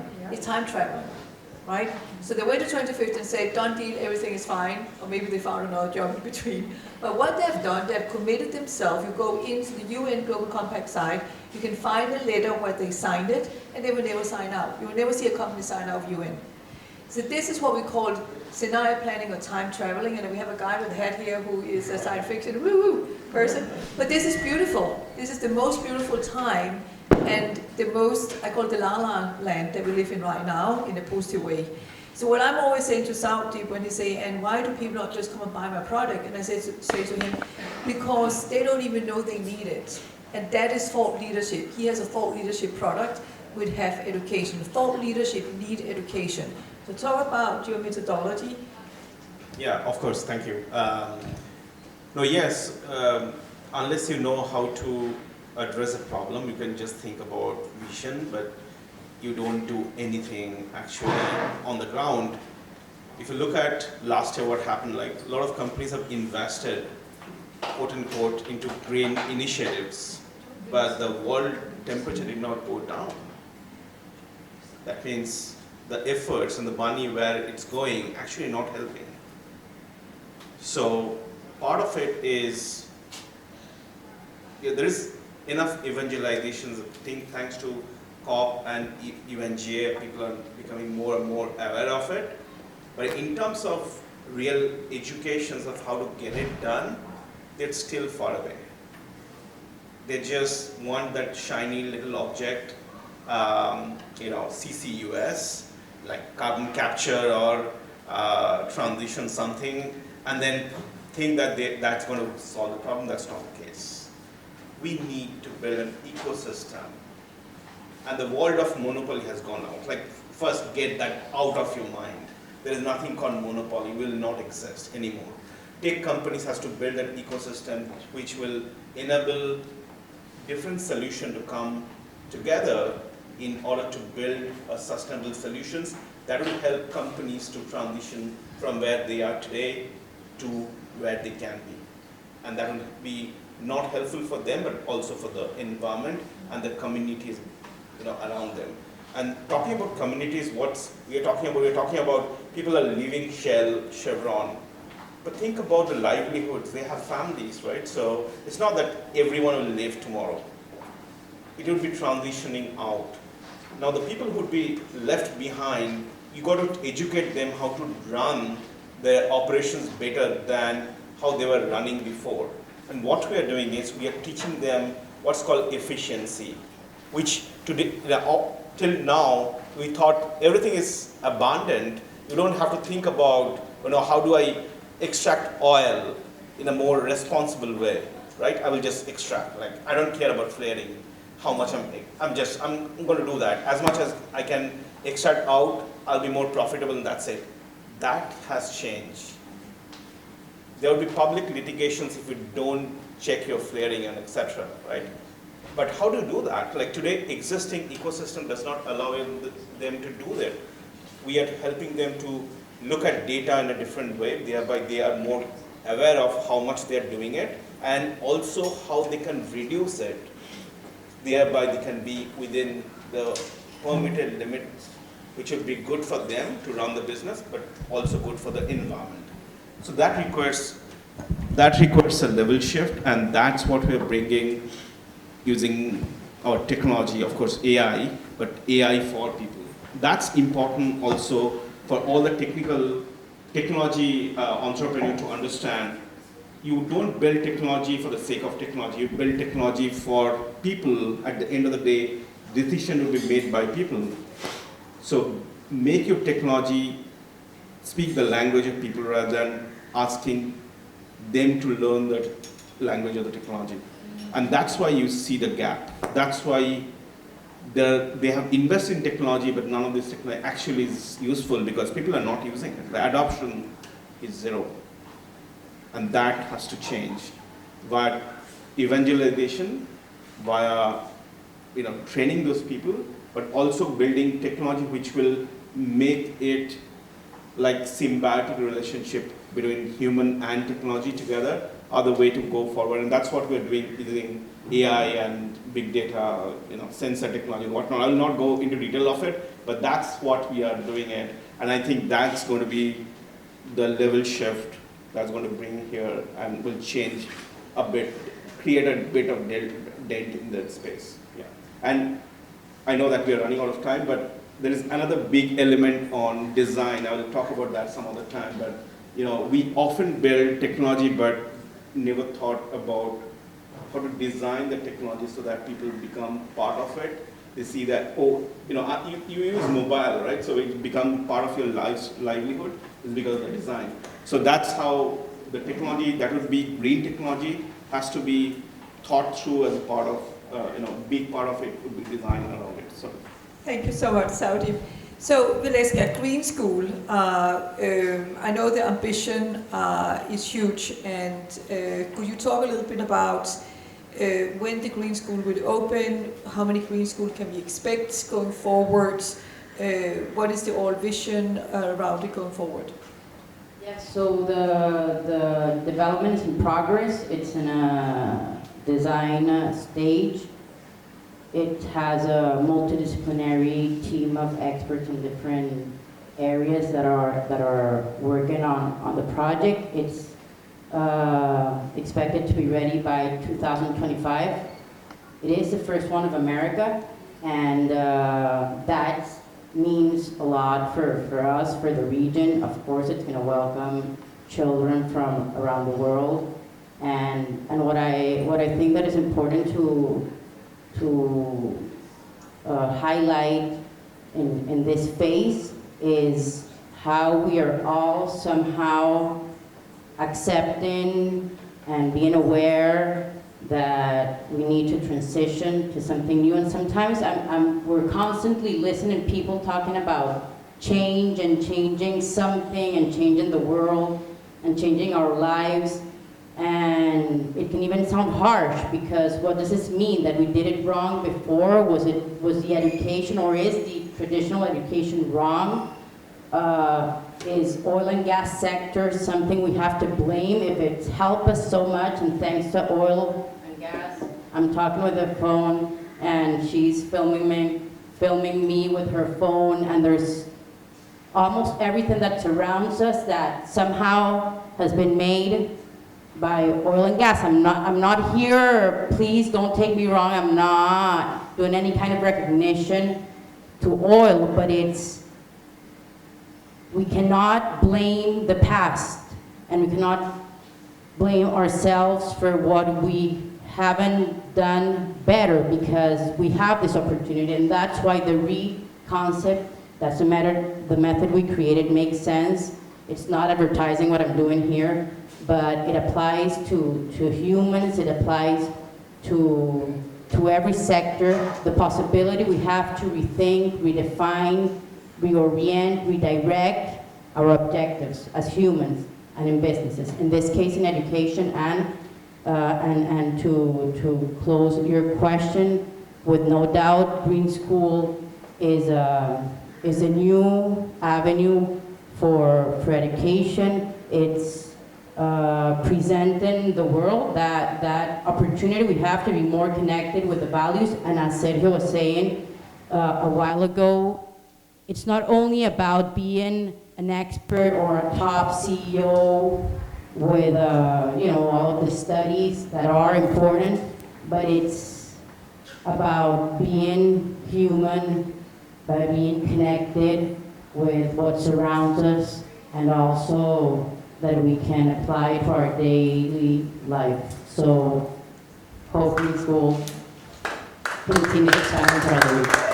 You guys are here for an amazing panel. Thank you so much, guys. Thank you so much. I'm just going to have a photo of us taken in front here. So we have to get you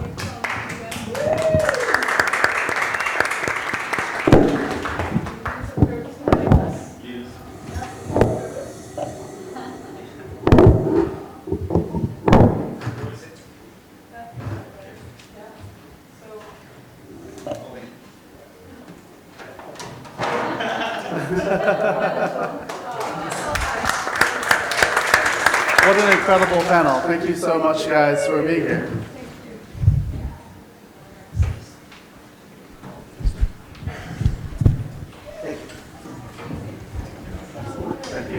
So guys, next we have an absolute treat. One of my favorite people in the world is coming up, who's also incredibly humble. Most people don't know he's actually a count, which I think is so cool. But he created Savannah House. He's also created something called the United Planet Game, which is absolutely phenomenal. Such a treat to have you here, Lucy, and thank you so much for being here. I'm excited to hear about what you're going to be talking about. Thank you, Brian. Let's hear it for Lucy, guys. Thank you so much. Thank you. Thank you. What an absolute pleasure. I'm going to move out of the way so I can stand up with you. What a pleasure to be here. And thank you, Brian. Thank you, Minesh, so much for hosting us on behalf of Ahura. And thank you, Leaders with Purpose, of course. I'm highly biased. Tatiana is my beloved fiance. Thank you, Krista.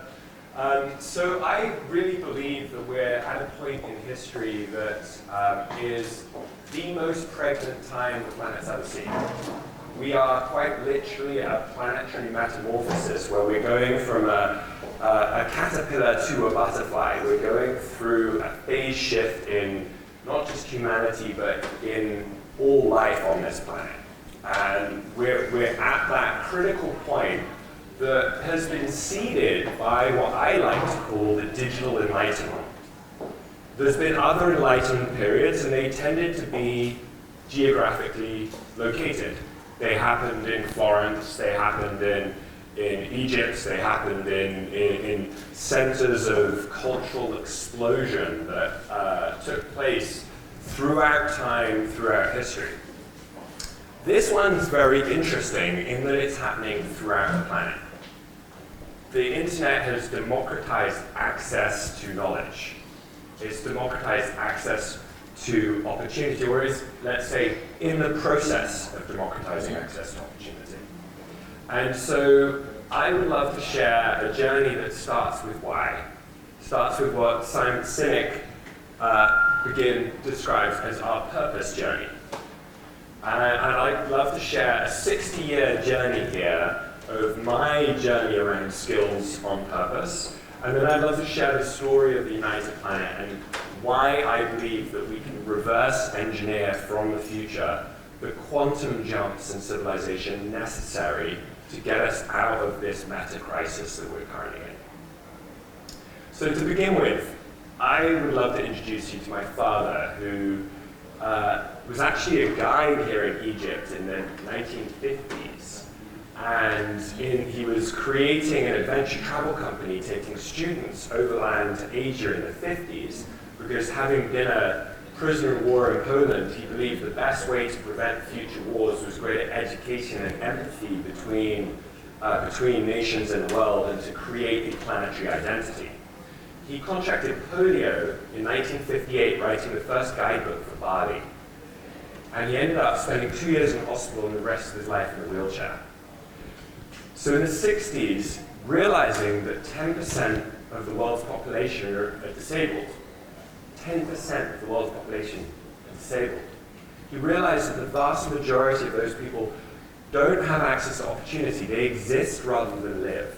They don't actively contribute towards their communities, and in doing so, they lack that purpose. They lack that meaning that comes from our active participation in our communities. So he led, between 1964 and 1967, the largest overland expedition around the world in his wheelchair. It was the largest study of disability ever done.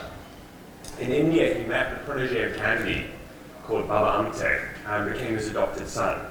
And they teamed up and they created the world's largest community around leprosy and disability. So we've been training skills through vocational education since the 1960s extremely successfully. This has become one of the most recognized centers in India, with between 100 and 200,000 visitors each year. And it's all about skills on purpose. What we do is we bring handicapped people for a 6-month vocational training program, where by the end of it, they're able to get jobs or start companies that guarantee them employment for the rest of their lives. So I've grown up with this challenge. My father was a great pioneer in it, doing microfinance since the 60s, before that was a thing. And so I've been always very passionate about this, and my former company actually was a digital learning platform that we created knowledge communities that supported peer-to-peer learning for some of the largest organizations and communities in the world. We created the largest community around military veterans, for example, transitioning from the military into civilian jobs and translating their skills that they had learned in the military so that they can go and get civilian jobs that were able to use the skills that they had learned during their time of service. So definitely a topic very passionate, very, very close to my heart, and I think what you're doing with applying AI here is what I always saw as the next frontier of how we transform the world of work. So let me start with this point. I believe we've actually gone from capitalism to talentism, where that thing we learned in school that cash is king is no longer. It's actually talent is king and queen. It's talent is the #1 resource, and with Leaders on Purpose here, it's an interesting study. The PwC research study on talent showed that 97% of global CEOs put talent as the #1 agenda. That's the make or break of any organization. So it's very relevant that Leaders on Purpose and Ahura AI are co-hosting this, because talent is key. Skills are everything in a world of transformation, where the half-life of skills is getting shorter and shorter and shorter, which means we need to be lifelong learners. And not only do we need to be lifelong learners as individuals, we need to be lifelong learners as a collective. Because we've also gone from a world of me into a world of we, where cooperation is our advantage now. And so the way we've created an education system where we don't learn to cooperate, we learn to study and memorize in a world where now we have Google, it doesn't make so much sense. So the whole system is transforming how we think about preparing talent for the world of work. And furthermore, the opportunity for us to transform the way we think about democratizing access to opportunity is right now technology enabled like never before. Because if you think about it, talent is the world's most wasted resource. The world is so full of what I love to call rough diamonds, the undiscovered Da Vinci's, the undiscovered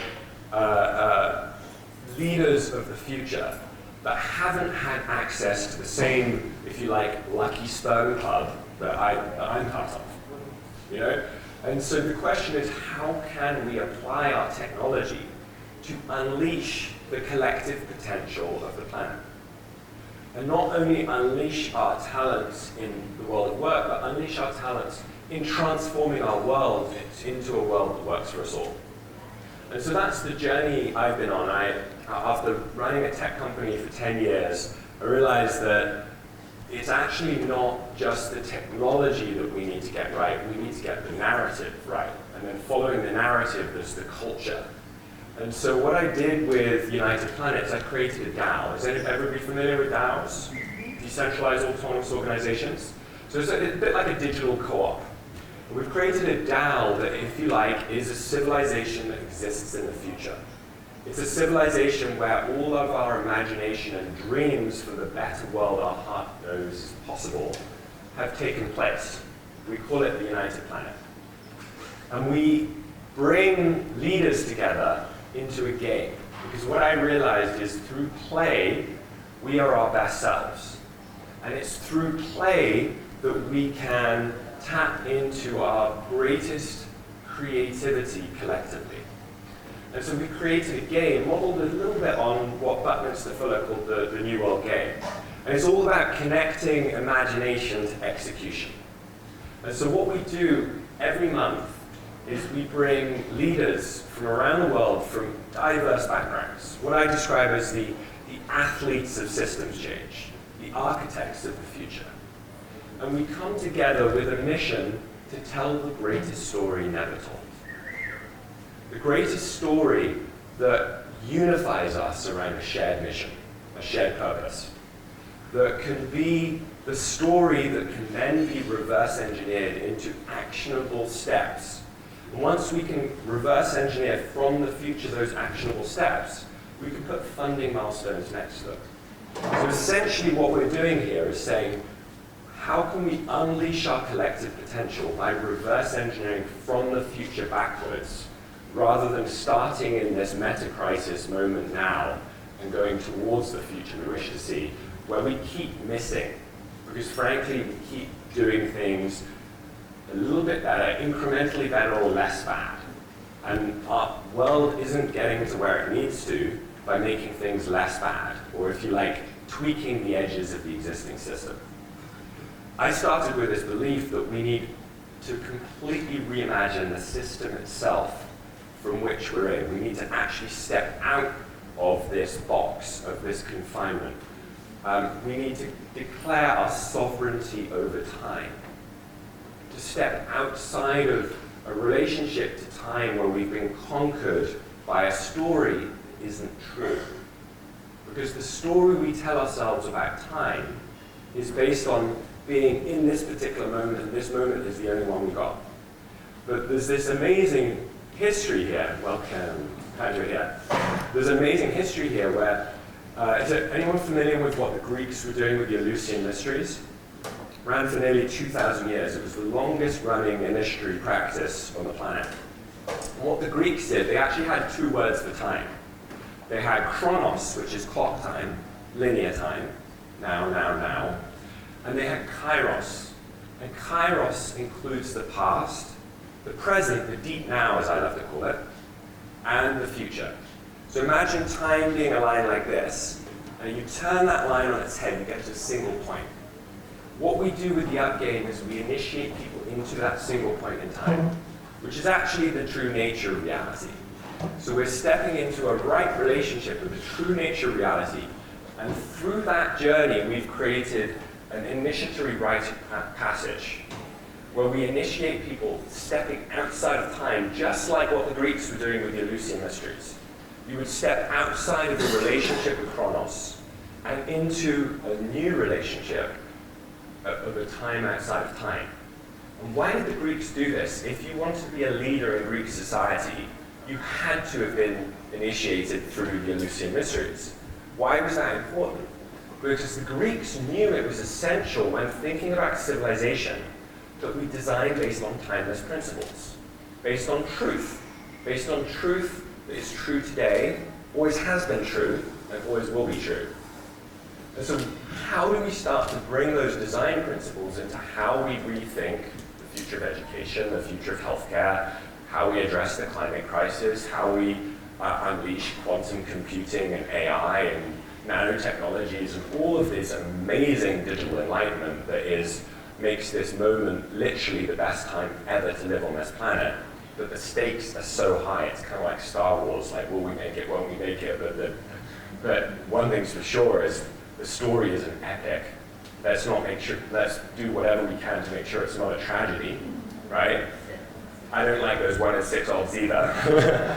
So the question here is, how can we unleash a team of teams, a collective potential movement that taps into a new identity, that puts us all on the same team, that recognizes that we as members of this human race are actually first and foremost a common family, a common identity, and that what comes before us being Brits or Americans or Chinese or Egyptians or wherever we might come from in the world is that we all are indigenous to Gaia. We are all Gaians. And so what we do with the game is we initiate leaders as Gaians. We've developed a Gaian oath that goes like this: we are a united planet. I am Gaian. On my honor, I commit to a thriving civilization in harmony with all life. And it's from that, if you like, Hippocratic oath for time travelers that we set the context, we set the culture from which we can reimagine our world. Because our imagination is phenomenally powerful. And we can imagine our way out of anything that exists right now. If something isn't effective, we can reimagine it. And it's very obvious to say that nation states aren't effective. They're not doing their job the way we need them to.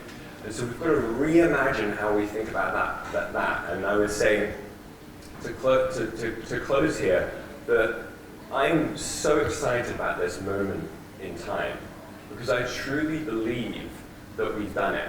I have childlike faith that we've done it. I know, because I spend my time listening to literally thousands of people telling their stories from the future, I know that we've actually already invented so many of the solutions that get us out of this mess. It's just about a question of making sure the finances connect those solutions to the execution. And so what I would say is that this is the greatest opportunity of our lives. And when we think about our own purpose and what that purpose translates into our collective purpose, I would say that is the story of our time. This digital enlightenment period where we are all invited to this round table of the planet own birthing process into the world our hearts know is possible. So thank you so much. Guys, let's hear it again for Lucien. How incredible was that? Thank you so much for being here, Lucien. It's my treat to invite up our next keynote presentation, Queen Biambi of the Congo, an incredible human being, an inspiring person, and I'm honored to call you a friend. Thank you so much for being here and sharing your wisdom with us.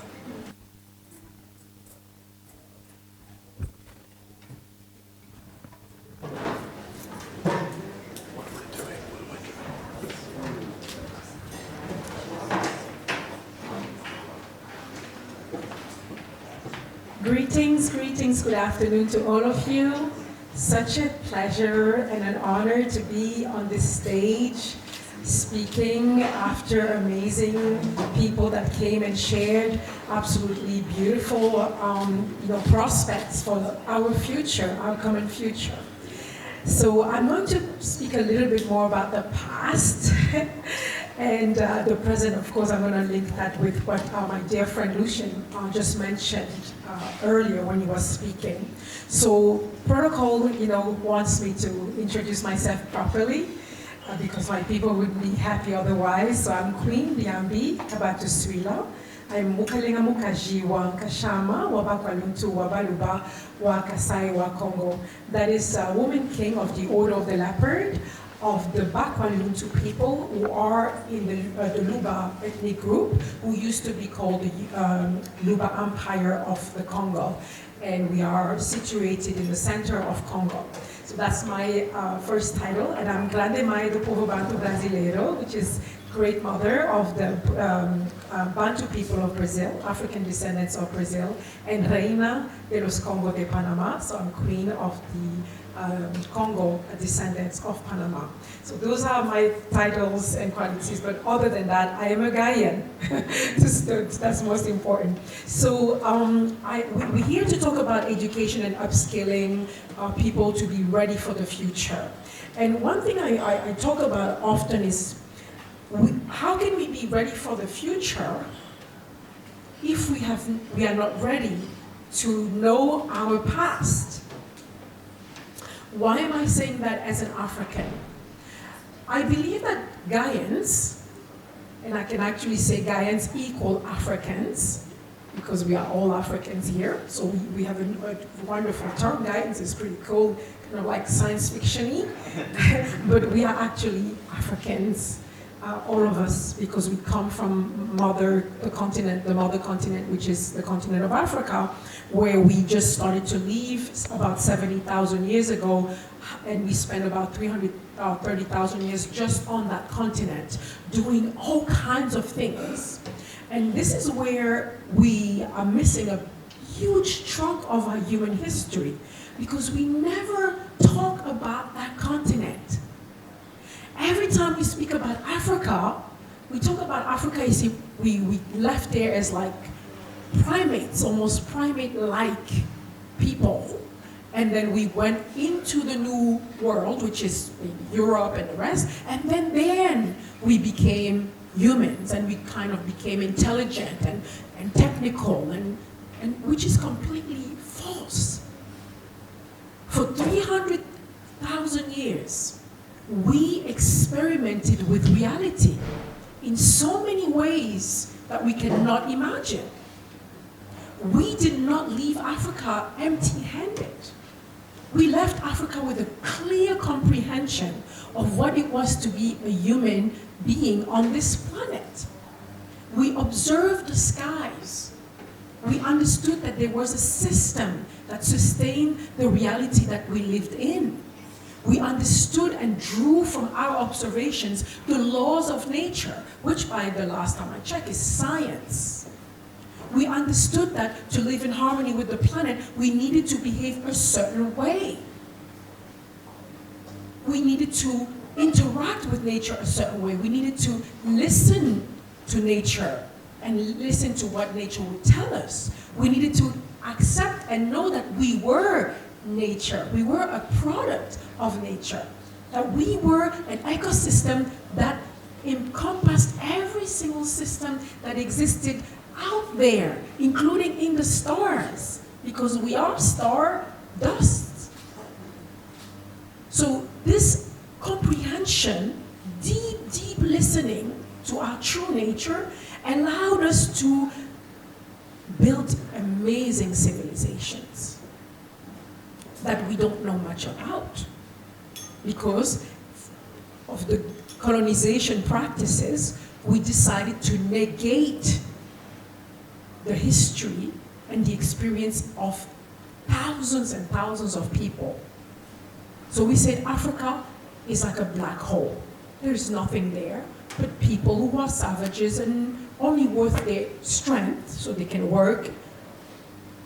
Or there is resources there, gold, diamond, oil, and wood. And so they look at Africa as like a big store where you can just go and fetch things and fetch people so you can get your dreams realized by having the wealth of others build yours. But we failed to find and take the biggest wealth of the continent, which was the knowledge and the wisdom. And because we disregarded that knowledge, well, we built models that were ill-informed because not complete. And we created this reality now that is calling all these experts to sit together and say, what are we going to do? Oh, maybe we should do this, or we should do that, and what about this, and what about that? And fantastic, great that we have all this buzz around. We got a problem. Houston, we got a problem. Now you're saying that we have a problem? See, we've had the problem for a minute. Because every time the Western world had an idea, we paid the price for it. And yet again, we are still not seated around the table. Let me tell you about the Africa that I know now. Because I went to school with the same as you guys. Even in Africa, they don't teach you about Africa because they told us, beware of not teaching anything about those savages. Yet again, we were the ones who had the most beautifully balanced civilizations. Why? Because we built everything based on certain principles that were the same principles that were the architecture, the blueprint of nature. Simple example, fractal mathematics. If we have mathematicians here in the room, they know what fractal mathematics is. And it's yet a mathematics that I never heard about in school, and I did some engineering math in university in New York. Why is fractal mathematics so important? Because it's the mathematics that is used by nature to sustain life, to sustain the models. Everything has to be done on the fractal model, which means an exponential model of the small that works, scaled to the great, but with the same exact model, because if it's small, it works for that small, it will work as well for the big. Can you imagine that every civilization in Africa was based on fractal mathematics? We are here in a very sacred land of Kemet. The Greeks called it Egypt. But the Greeks came here only 300 years BC, or before current era. So this country was never called Egypt for a long time. It was called Kemet. Everything here is built on fractal. So is everything else in Africa built on fractal. Every civilization, every city, every village, every language, every spiritual structure, system, beliefs is built on fractal. And I can send you the book on African fractal so you can see. Why was it done this way? Because we obeyed the laws of nature and we integrated it in not only the things that were apparent, but also in our behaviors. How about mathematics, simply mathematics? Why is it that they are doing mathematics in Congo 25,000 years ago? And I just learned that yesterday. Why is it in Congo we are using mathematics 25,000 years ago? And we have the proofs. We can go to the Science Museum in Brussels. It's out there, but it's not in my school books. It's not in the education system. So why am I saying all these things? I'm saying all these things because we have been robbed of our history. Humanity, Gaians, have been robbed of our history. So what kind of system can you invent if you are missing, let's say, I'm going to just roughly say 50% of your story? Because see, future is amazing. And I think Lucien mentioned something about time and time being a point. This is my scepter. This round thing here is the universe or creation. Out of creation comes the sacred trinity. Do you know what the sacred trinity is? Past, present, and future. They all look exactly the same. N'est-ce pas? To say, time is an illusion. And yes, indeed, we can imagine the future. But we can only imagine the future based on information we have.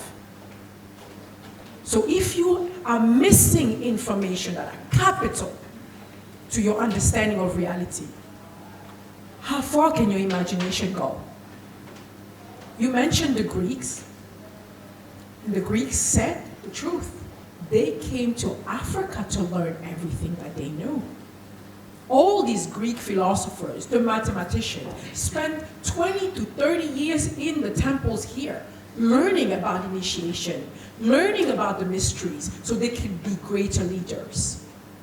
And yes, indeed, leaders had to be initiated into the mysteries, because there is other knowledge than the knowledge of your intellect. There is experiential knowledge that allows us to connect to all that we are.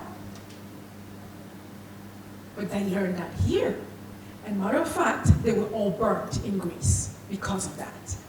Pythagoras and all his followers, 80 people, were put in a temple and got burnt. Most of them got killed because they said, no, we don't want that. Whoever has the money can lead. Here we are. So let us not make the same mistakes. Let us go back and do Sankofa. Sankofa is a Twi word that says, go back in the past and fetch what was good to bring it to your forefront so you can move with wisdom. Not just intelligence, but wisdom. To close, I'm going to say this. Let us not make the same mistakes. Let us be inclusive of all other realities, and especially include your mother, that is Africa. Because see, in 70 years, Africa will represent 40% of the world population. So I bet you that every single solution that we are thinking of today, they will be the one who have to live with it. So we have to include the people who are actually going to be there to implement and live with the solutions and ask the right questions. And that is why, as the chair of the World Indigenous Forum and also the secretary of the Pan-African Council of the traditional and customary leaders of Africa, I'm here to say we have to make sure we open the way for the ancient wisdom to come back in and sit along with us and the young people so we can recreate the truth about our human experience so we know and we make decisions that are informed so we don't make the same mistakes again. Because those mistakes were made because when we took the decision, we only had half a brain. Thank you.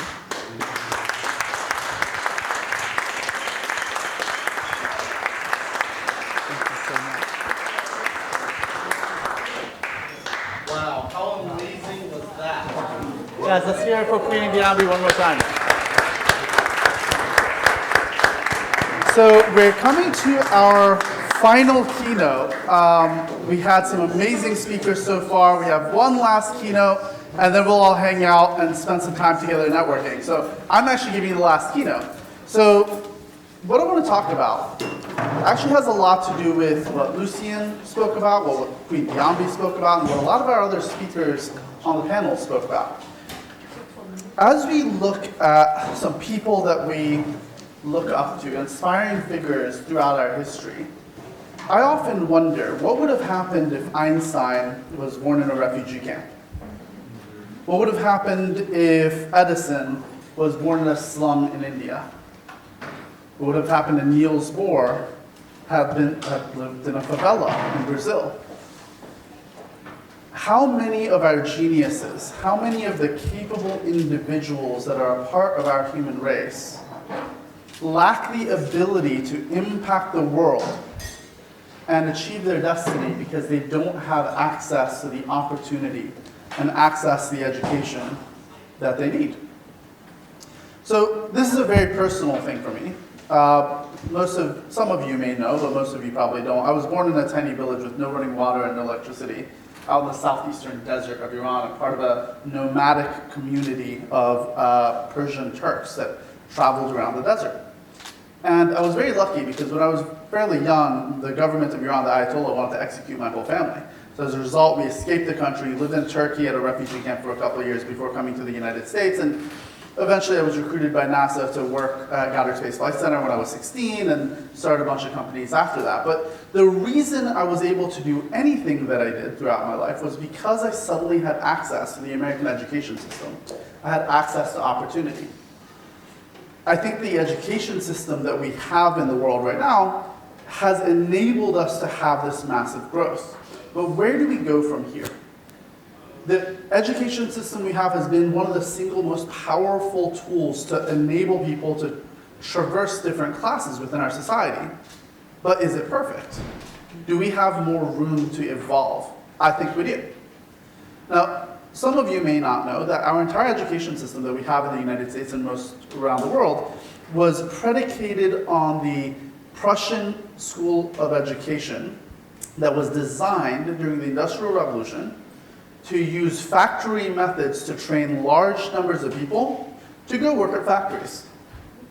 Because if you're hiring people to work at a factory, at an assembly line, what do you need them to do? You need them to follow authority, show up on time, do what they're supposed to do. If someone shows up late, what happens to the assembly line? It stops, right, until everybody gets there. If someone decides to be super creative and do something different on the assembly line, that messes with the entire assembly line. And so it makes sense to train a population to show up on time when the bell rings, and the bell rings again, and you go to lunch, the bell rings again, you go back. It makes sense to be taught from a really young age to follow authority no matter what. You probably all have heard about the story of how elephants are trained to work in a circus, right? Because they put a little stick down and tie them to the stick, and these massive elephants who could easily rip the stake out of the earth and go running, don't. Because from when they were babies, and the small chain was able to hold them, you train the elephant to behave in a certain way. And so for many years, for several centuries, we've trained entire generations of people to respond to authority, do what they're supposed to, show up on time, and go to lunch on time, and then come back to work. My suspicion is that in our current world, we need a different skill set. We need to learn to work collaboratively. We need to learn to come up with new ideas to address the challenges of our time. We need a different form of education. Now, a number of years ago, I retired for the second time. This is back in 2017. It turns out I'm really, really bad at retirement. So after 2 months, I got bored to tears. I was like, I have to do something. And so I started looking at the education space. And I asked the question, because I'd been in the artificial intelligence space for a decade at that point. And it had become really clear that a lot of the companies that were being really successful, so Facebook, now Meta, Instagram, TikTok, Amazon, YouTube, Google, leveraged cognitive science and operant conditioning to hijack dopamine feedback loops to capture people's attention. That's why we have this concept now called doom scrolling. Are you guys all familiar with doom scrolling? It's like when people just sit there for hours scrolling through Instagram or TikTok and then wake up like 3 hours later going, whoa, what happened to all that time, right? Because there are entire armies of psychologists and AI that are designed to figure out how to capture your attention.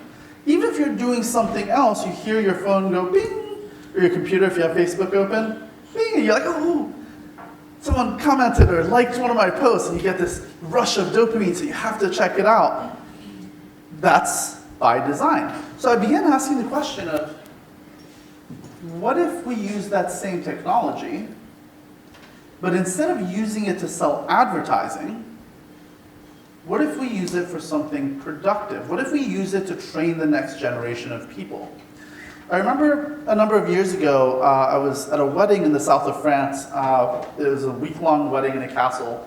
And for dinner one night, I was sitting in front of the CFO of SoulCycle. I'm sure you guys are all familiar with SoulCycle, right?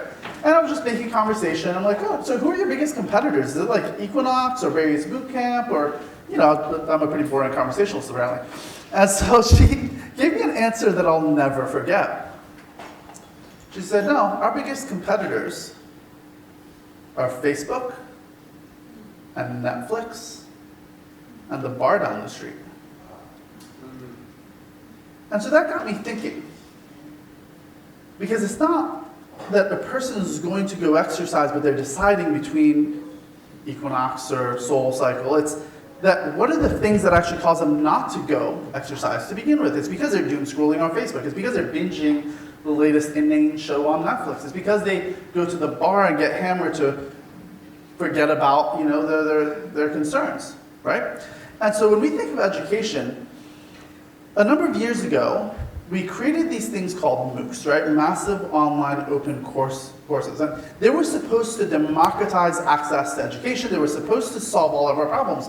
But then it turned out that only about 6 to 8% of people that sign up for a course, even if they spend $30,000 on these courses, like at these universities that are fully digital and asymmetric online, only 6 to 8% of them complete the course, which means 92 to 94% churn. That's massive. That's actually not solving the problem, because we took this one-size-fits-all approach and we put it online. The reality is that people learn differently. Now, a number of years ago, people thought that people either learn through video, auditory, or kinesthetic. It turns out that's not true either. That was debunked a number of years later. It turns out that people learn differently based on their unique needs in that moment. It turns out that your diet, how well you slept the previous night, how much coffee you've had, the last fight you had with your significant other, your mental state, how happy you are, how frustrated you are, all have an impact on not only your ability to learn, but what's the optimal way to consume information. And so then I began asking the question of how do we access that information? So we created Ahura AI. So we invented technology that enables people to learn 3 to 5 times faster than traditional education.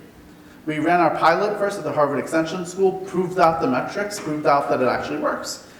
And since then, we've been rolling it out across a number of corporations. We've been doing partnerships with governments, with states in the United States, with cities, and so forth. But it turns out that if you use cognitive science to capture people's attention, you can use a series of notifications, data feedback loops, gamification, and so forth to get people to actually focus for much longer periods of time. The second thing we found to be really interesting is that you can actually alter the content that's delivered to an individual in real time. We have more content right now than any one human could consume in 1 billion lifetimes. We've created more content in the past 12 months than we did in all of human history combined before that. And so if you want to learn how to code in Python, or if you want to learn how to work on a solar farm, how do you know of the 2,000 courses that teach the exact same thing, which one is going to resonate with you the most? Well, there's no way of knowing that until you go through the content. And we all know we all have limited amounts of time. Well, technically time is infinite and we constantly exist forever and we all are infinite, but let's not talk about quantum mechanics right now. So, but in the years that we have, in this particular part of time that we get to experience, we have a limited amount of time. So what our AI does, and I'm very fortunate, my CTO is the guy that invented Google Translate, so my tech team is 100 times smarter than I am. But what we were able to do is cut up content from a variety of sources into 7 to 12-minute chunks, collect over 10,000 biometric data points on every person, every second, to be able to know the consumer of the content better than they know themselves. And then feed the right content to the right person at the right time in the right format. Now, the third thing that we're building now, which I'm really excited about, is using deepfakes to change the way that the video is delivered. So obviously there's text, there's experiential, there's video, so we can go back and forth between a bunch of different content. But again, it turns out that if you're watching someone explain the material to you, there are a number of variables that impact your ability to learn. So everything from a person's gender, their race, their tone of voice, their accent, their sartorial decisions, all have an impact on your ability to pay attention, learn, and retain that information. And it turns out we can actually use deepfakes to change the person explaining the material to you. So if you're learning the quadratic equation in Algebra 2, maybe you need a 75-year-old British guy with a posh accent and a tweed jacket explaining the material to you. But maybe you need Beyonce explaining the material to you. And everything in between. And so we're building that out now.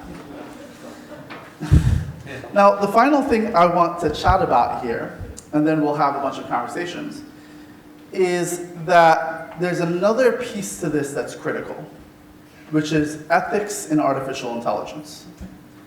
Because there are some organizations that exploit data from their consumers to then make additional money, and they do it in a way that is negative for people. So my very dear friend Brittany Kaiser was a whistleblower for Cambridge Analytica that worked with Facebook that then used that data to push forward genocides and change electoral politics and so forth. And we won't talk a lot about that right now, but it's a reality of how some organizations engage with data in a way that's unethical. And so we made the decision right when I founded the company back in 2018 that we would be the most ethical artificial intelligence company on the planet, that we would give full agency over that data back to the user and use that data to train them, to teach them the things that they need to learn, but then give them agency over that data so they can do whatever they want with that data rather than selling it to make a bunch of extra money.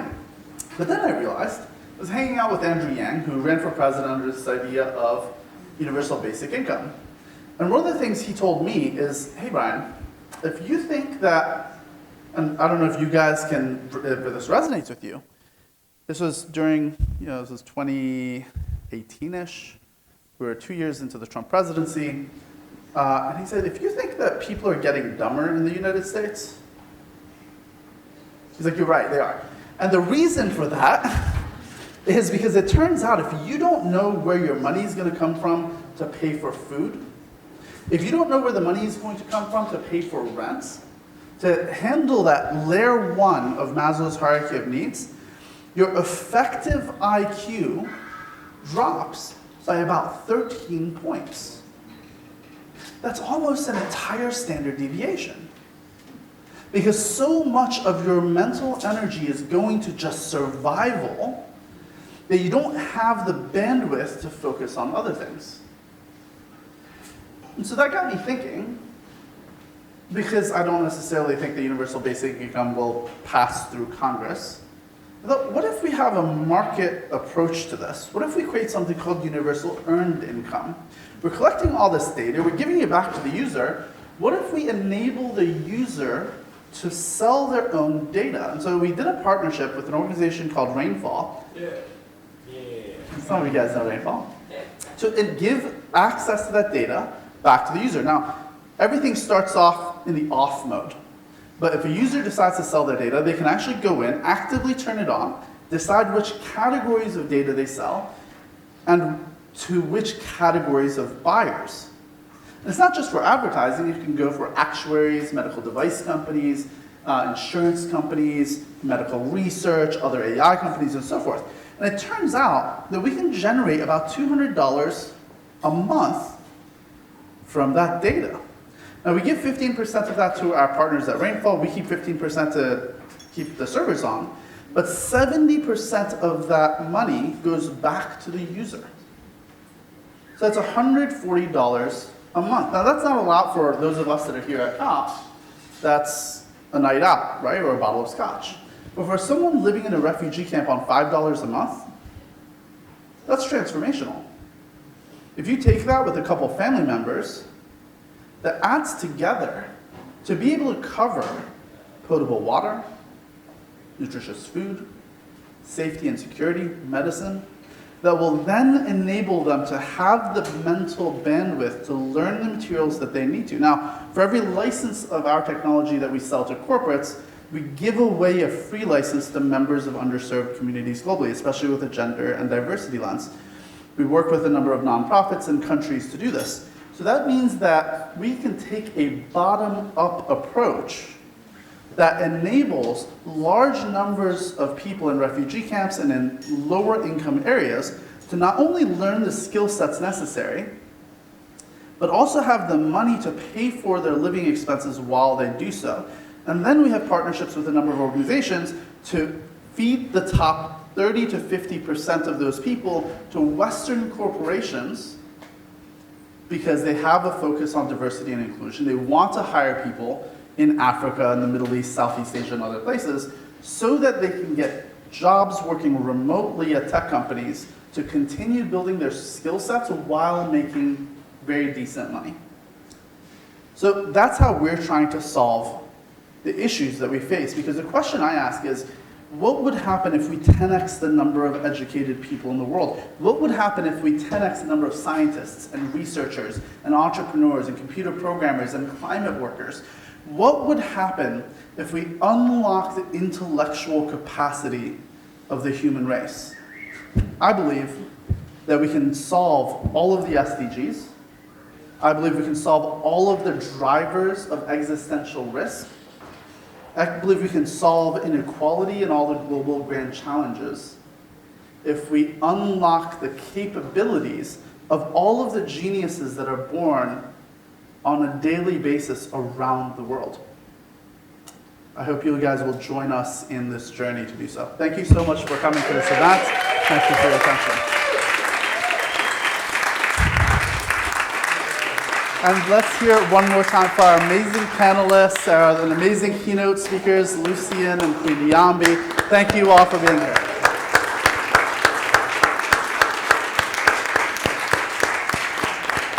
So feel free to jump in, grab some coffee, grab some drinks, and let's chat with each other. If anybody wants to learn more, I'll be around as well.